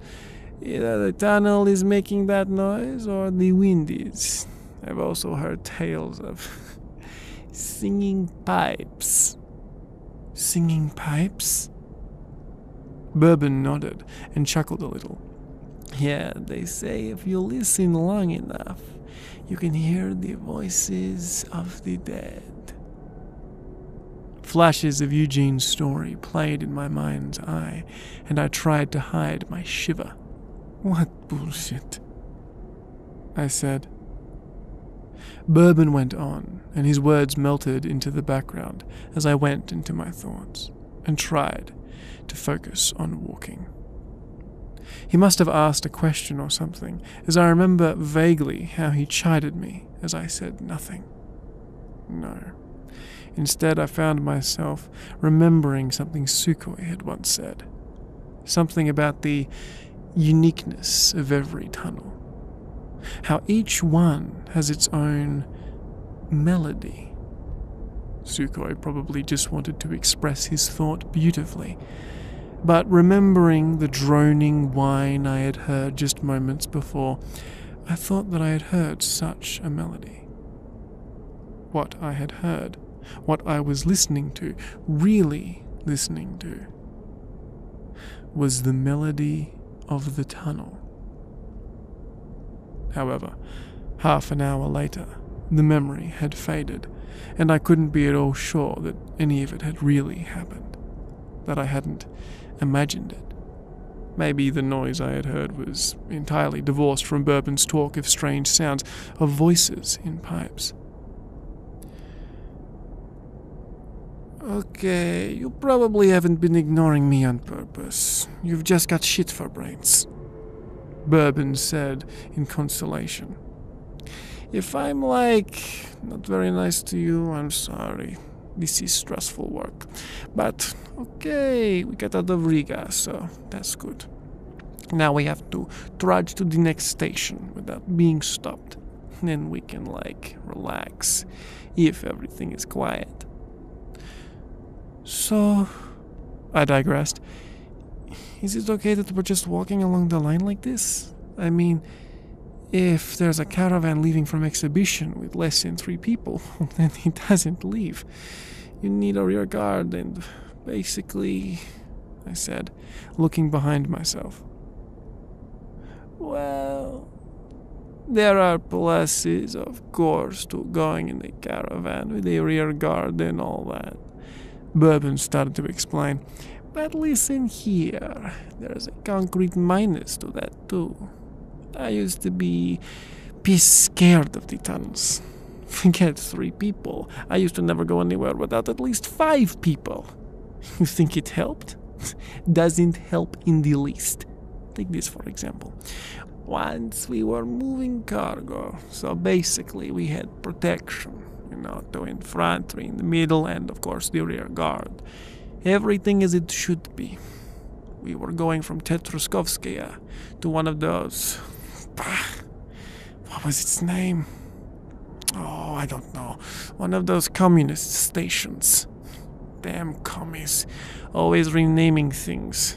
Anyway, the tunnel was okay, but there was something about it. Something that I didn't altogether like. A certain decaying. And there was this fog, too. You couldn't see for shit. Not 5 paces ahead. And you bet that the flashlights didn't help much either. So we decided to tie a rope to the belt of the guy of the rear guard, to one of the guys in the middle, all the way up to one of the guys in the front. So no one would get lost in the fog. And we were moving along at an easy pace. And everything is normal. Quiet. And there's no need to rush. We hadn't encountered anyone yet, touch wood, and we had about 40 minutes to go. But we did it in faster than that time in the end.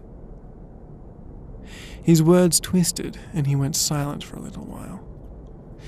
So, somewhere in the middle, this guy, I forget his name, asks the rear guard something, and the rear guard doesn't answer. So he asks again, and nothing. So he pulls on the rope, and the whole thing comes towards him with no resistance. It was bitten right through. Really, bitten through. And there was even some wet gunk on the end of it. And the rear guard was nowhere to be seen. and none of us heard a damn thing. Nothing at all. I was in the middle next to the guy that pulled the rope, and of course he shows me the end of it. And my knees quaked. Of course, we shouted back at the rear guard, but we didn't hear anything. There wasn't anyone there to answer. So we exchanged glances, and let me tell you, we made it to the next station in no time. Well, maybe the guy was just playing a joke on you, I asked hopefully. A joke? Well, he hasn't been seen since, so that's one hell of a joke. Let me tell you, kid, if it's your time, it's your time, and there's nothing, no gun or God, that can help you. So, caravan or no, it makes no difference. So now, everywhere I go in a twosome, with a partner, if you like. Bourbon went silent, and I was again left to my thoughts. The tunnel wasn't too bad here as we had gone along. The ground was a little damp, and there was a dark, thin stream beside the rails, heading in the same direction we were. Somewhere in the darkness, I heard a thin sound, like a nail grinding on glass, and I winced in aversion. The little beasts couldn't be seen yet, but their presence could already be felt. Ugh. Rats!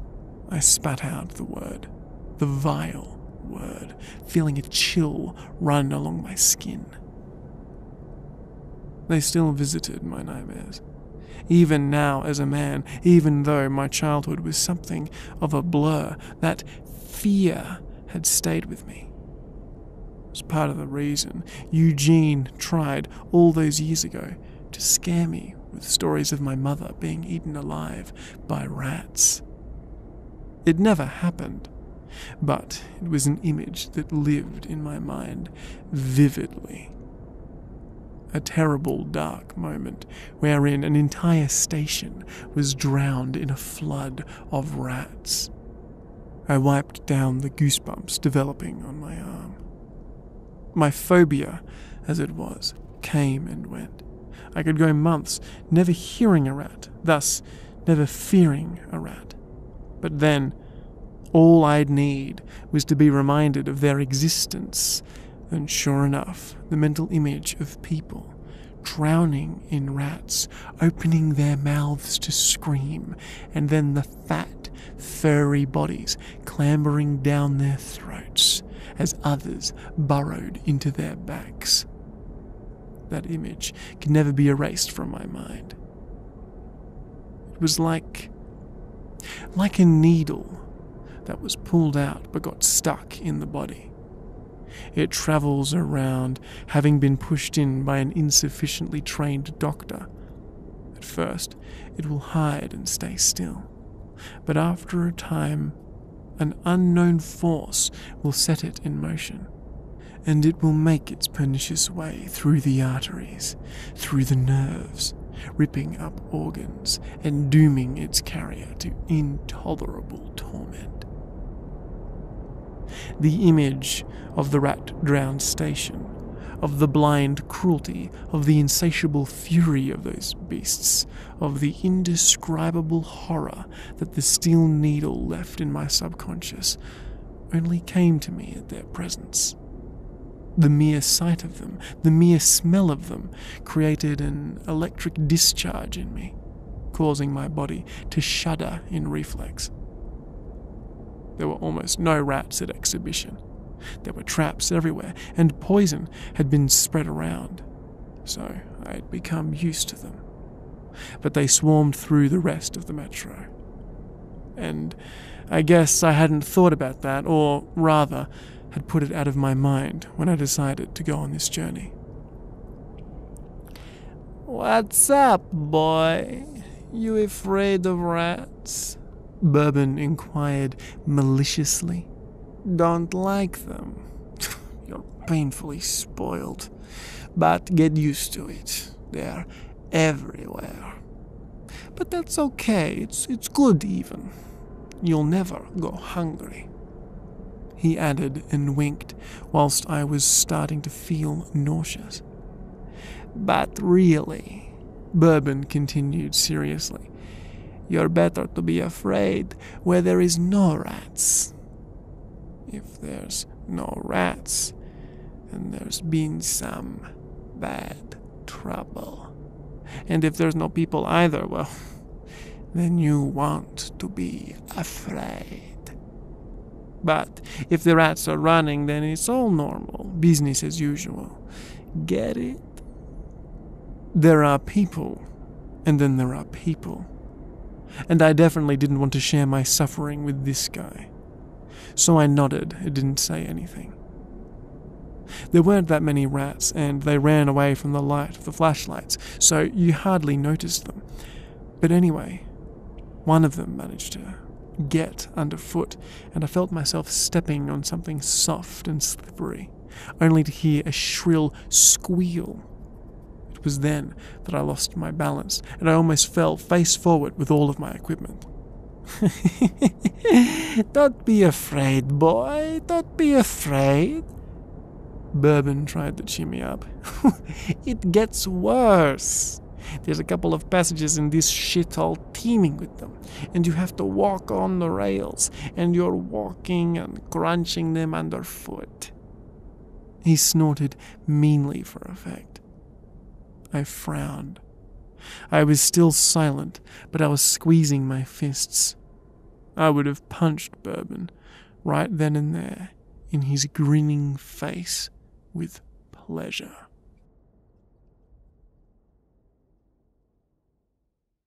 Still no watchman.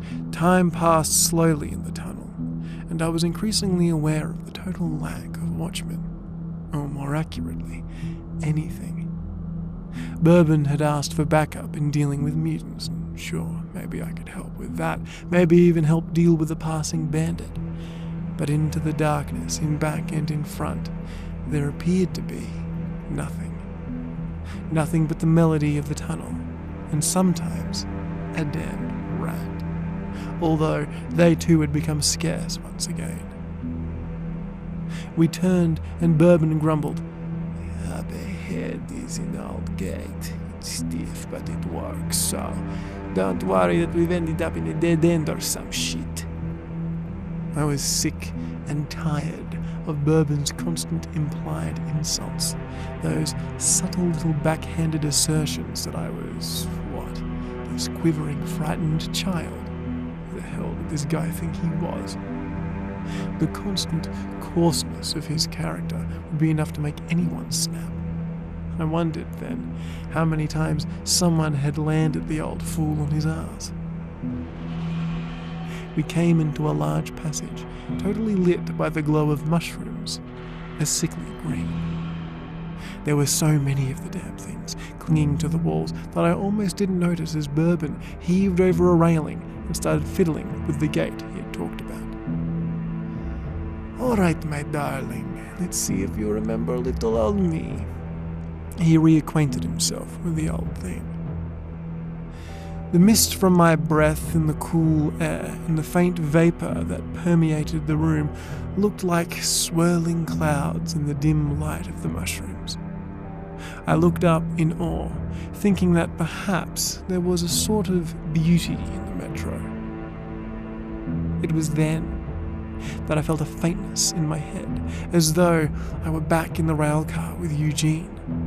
I wobbled and steadied myself on a pylon, staring at my feet to make sure they were still in fact holding me upright, as I heard Bourbon call out, "I don't want to be stuck in this fucking graveyard, Artyon, so start checking those boys for bullets and shit. We're going to need them where we're going.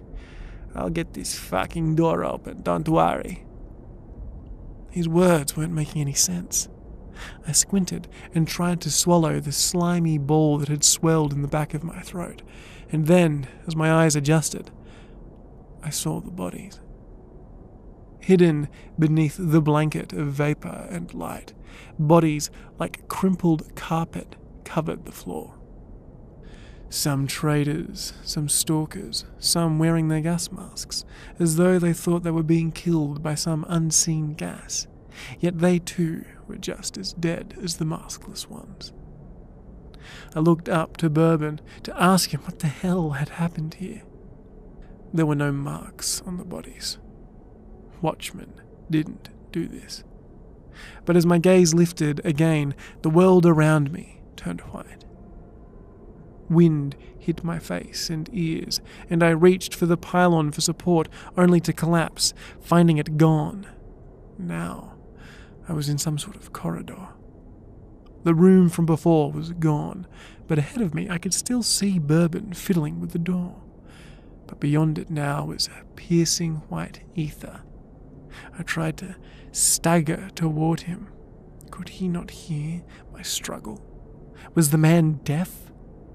I tried to call his name again, but it was then that a wet, slimy hand, cold as snow and almost as large as my face, slithered over my mouth and turned me around.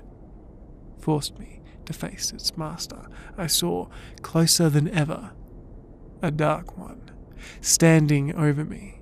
Its eyes, its gash-like maw, its being chilling my soul. My screams died in my throat, and I watched with bulging eyes as it raised a single finger to its lips, or whatever it had that looked like lips, in a faux shh fashion. Then, in a blink, it was gone, and a short, sharp scream pinged through the room as I was returned to the mushroomed passage. Bourbon jumped at the sound and spat. "What the fuck are you doing? Trying to give me a heart attack? What the fuck is wrong with you, you prick? Damn it, I knew I should have never brought you with me, you damn little fuck!" And his rants turned to grumbles, and then finally mumbles. He turned back to the door, and once he had opened it and angrily gestured for me to walk through, I thought of perhaps telling him what had happened to me, what I saw. But would he even believe me?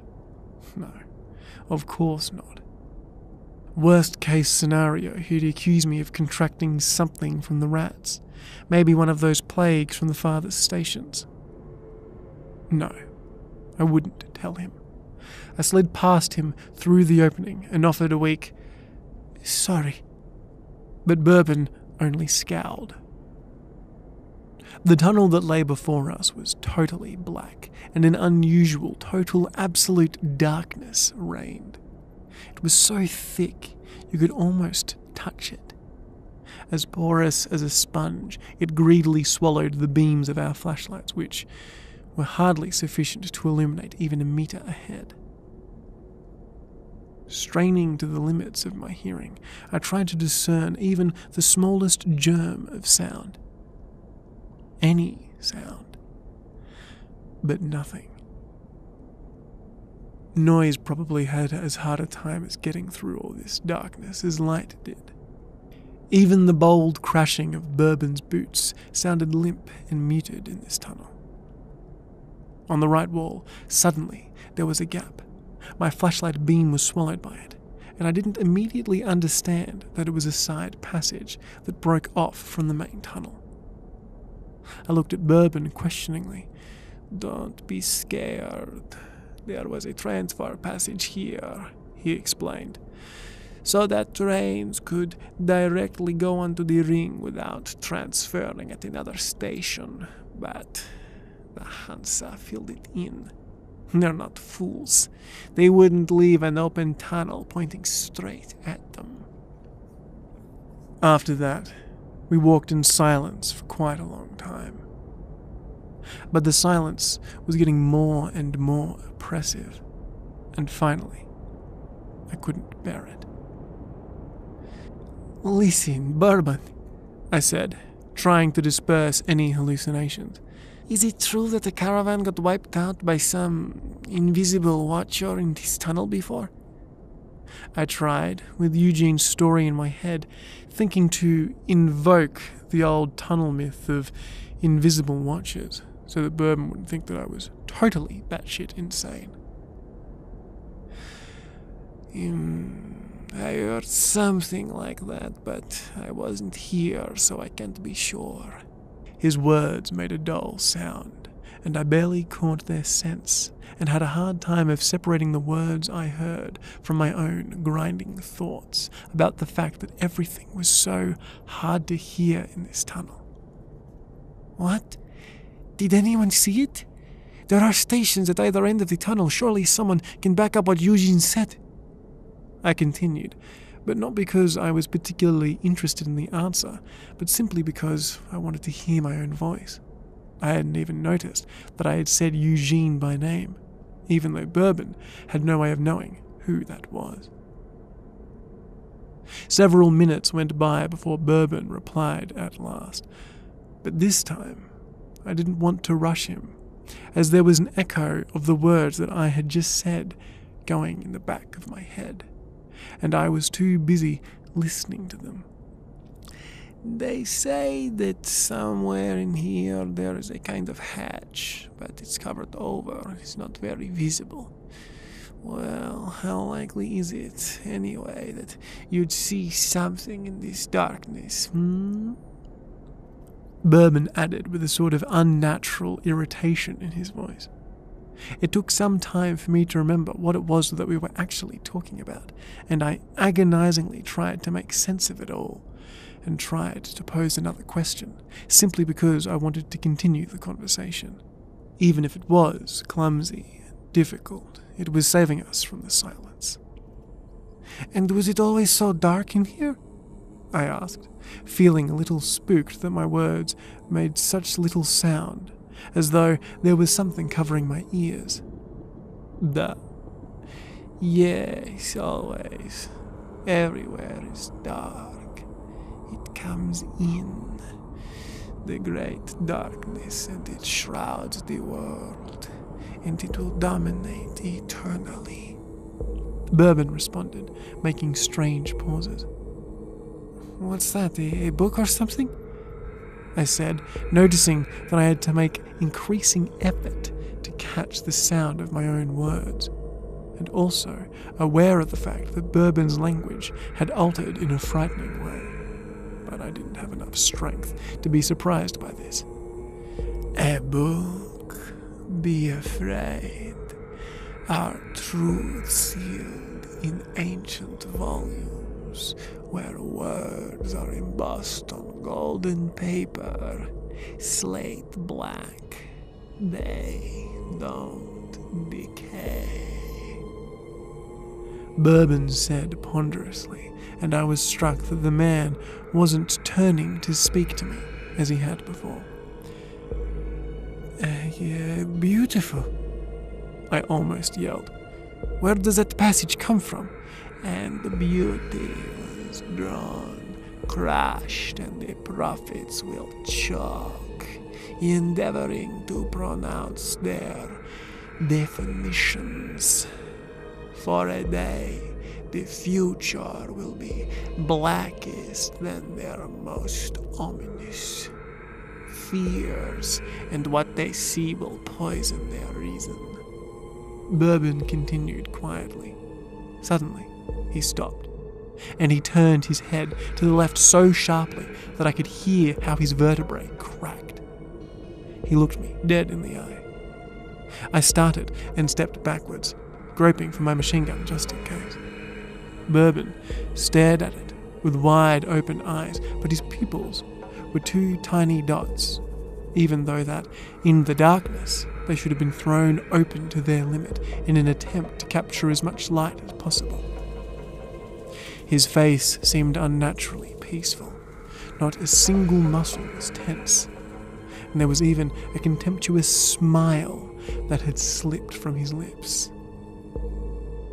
I died, Bourbon said. There is no more me. And as if the very life had been blown out of him, he dropped face down. It was then that a sound hit me at full volume, encompassing me and knocking me to my feet. Drowning in this new sound of the tunnel, I laid out on the ground, unable to find the strength to move for some time. But once I covered my ears and screamed as loud as I could, I found I could stand, and feverishly I scanned the walls for whatever the source of the sound could be. But the sound was coming from somewhere above. Bourbon was lying there, immobile, face down. Rolling him over with a foot, I saw that his eyes were still wide open. Letting the sound back into one ear, I reached for Bourbon's wrist, trying hard to remember what to do in a situation like this. I tried to feel for a pulse. Even if it was erratic or weak as a thread, that was something I could work with.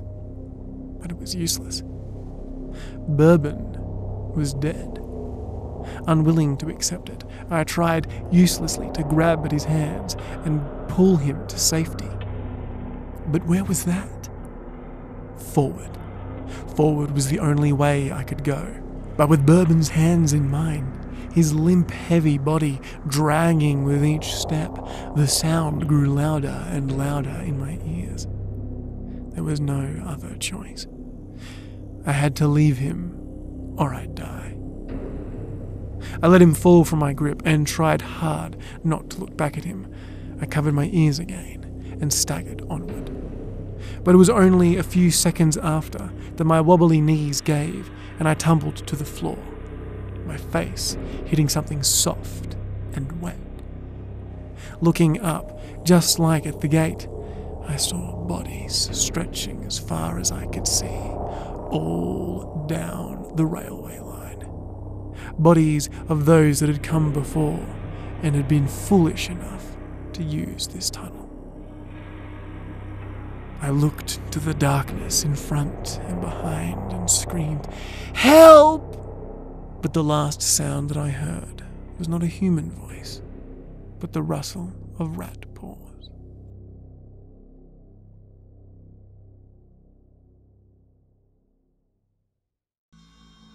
The ceiling was so sooty that there was not a trace of the whitewash that had once been applied to it.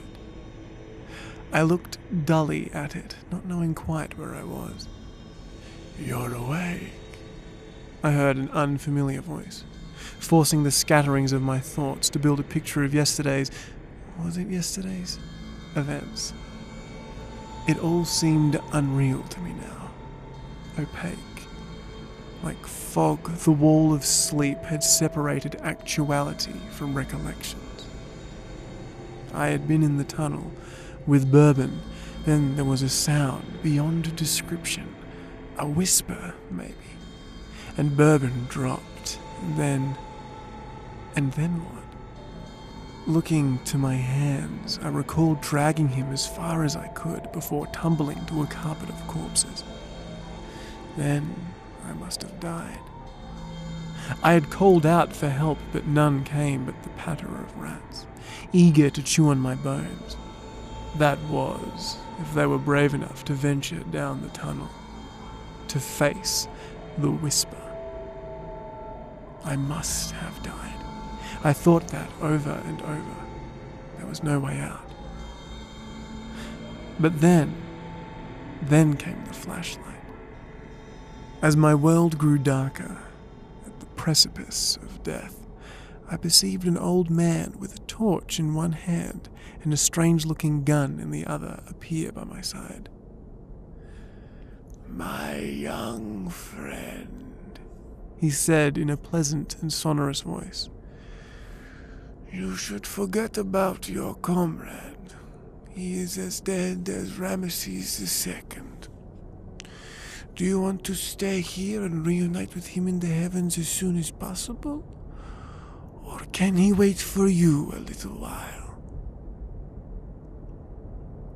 I reached for the man's boot and clutched it tightly with all my strength.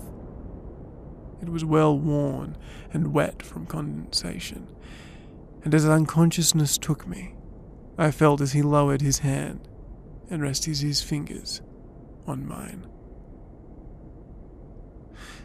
"Good morning," I said to the man that had found me. He was sitting on the other side of the fire, and I could see him through the flames. There was a mysterious, even mystical quality to the man's face. He looked to be in his 50s, though his skin was still tough, and his ashen beard was surprisingly well sculpted. Overall, he looked too well groomed for an inhabitant of the metro. Now we can introduce ourselves to each other. I have a regular name, similar to the ones of the people that surround you in your regular life. It's too long and says nothing about me.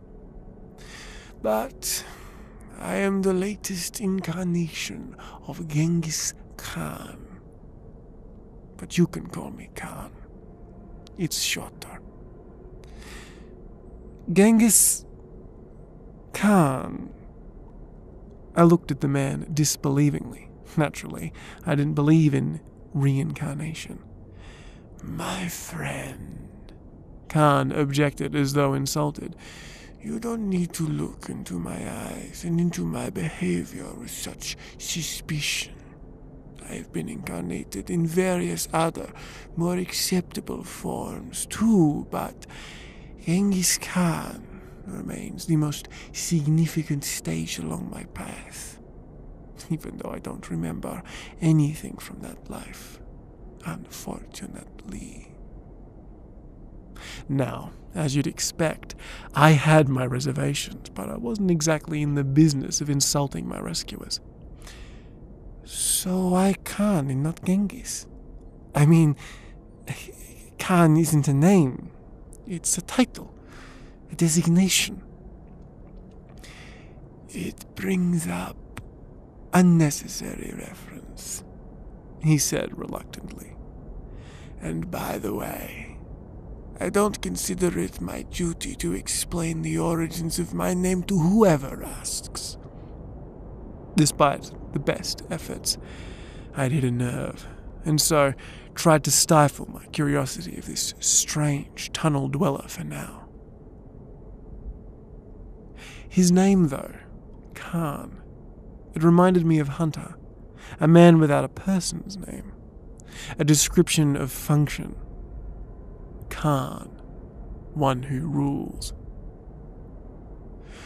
What are you called? Artyon. And I don't know who I was in a previous life. Maybe my name was also a little more resounding back then, I said. Nice to meet you. Khan seemed satisfied with my answer, like I had given the correct answer to a sum. I hope you will share in my modest meal, he added, lifting and hanging a battered kettle over the fire. It was just like the ones they had at the Northern Patrol back at exhibition. I stood and dug into my rucksack, pulling out a stick of sausage, which I had squirreled away back at exhibition. I cut it into several pieces with my penknife and put them on a clean rag, which was also in my rucksack. Here, I extended it towards my new acquaintance. To go with tea. Khan's tea was from my home station, which I recognized instantly as I spied the little bag it was kept in. The same that I had handled for years back at the tea factory. Sipping from the rim of an enamel metal cup, I silently recalled the events of the day before. My host was also obviously thinking his own thoughts, and he did not bother me. I didn't want to remember my time with Bourbon. I wanted to forget it all. Why? Put simply, I couldn't wrap my head around it. In all my years at exhibition, I had only ever heard of such things. Whispers in pipes, ghosts in tunnels, all that was impossible in the world. I shook my head from side to side again.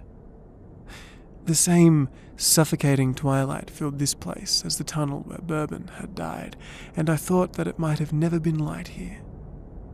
It would only get darker when the fuel reserve for the fire ended. The clock above the tunnel had stopped ticking a long time ago, as there was no one here to take care of such things. I wondered why Khan had said good evening to me, because by my calculations, it should have been morning or midday. Is it really evening? I asked Khan, puzzled. It's evening for me, Khan replied pensively. What do you mean? I didn't understand.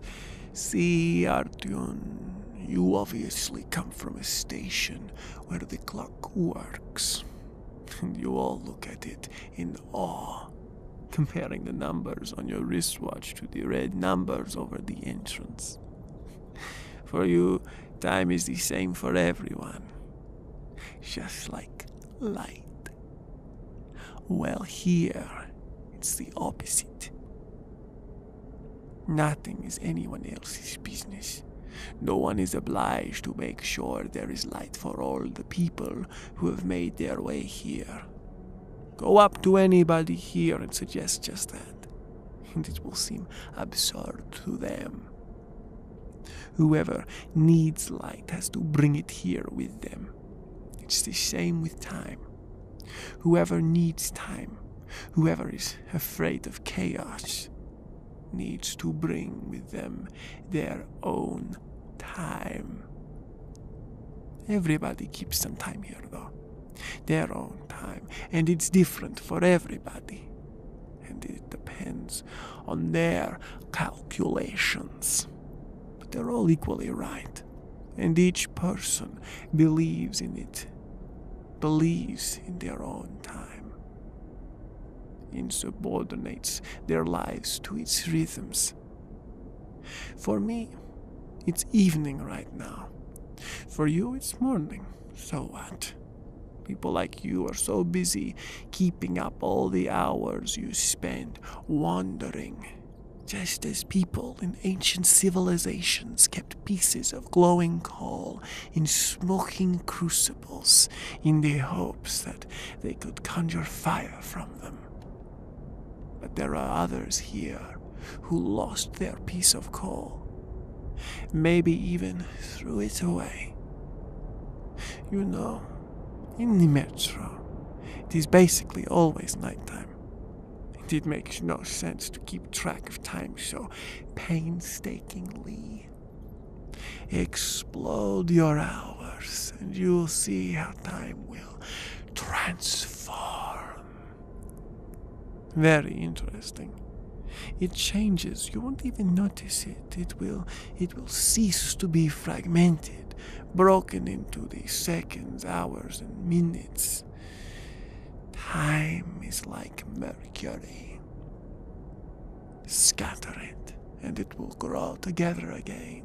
It will again find its own integrity and its own indeterminacy.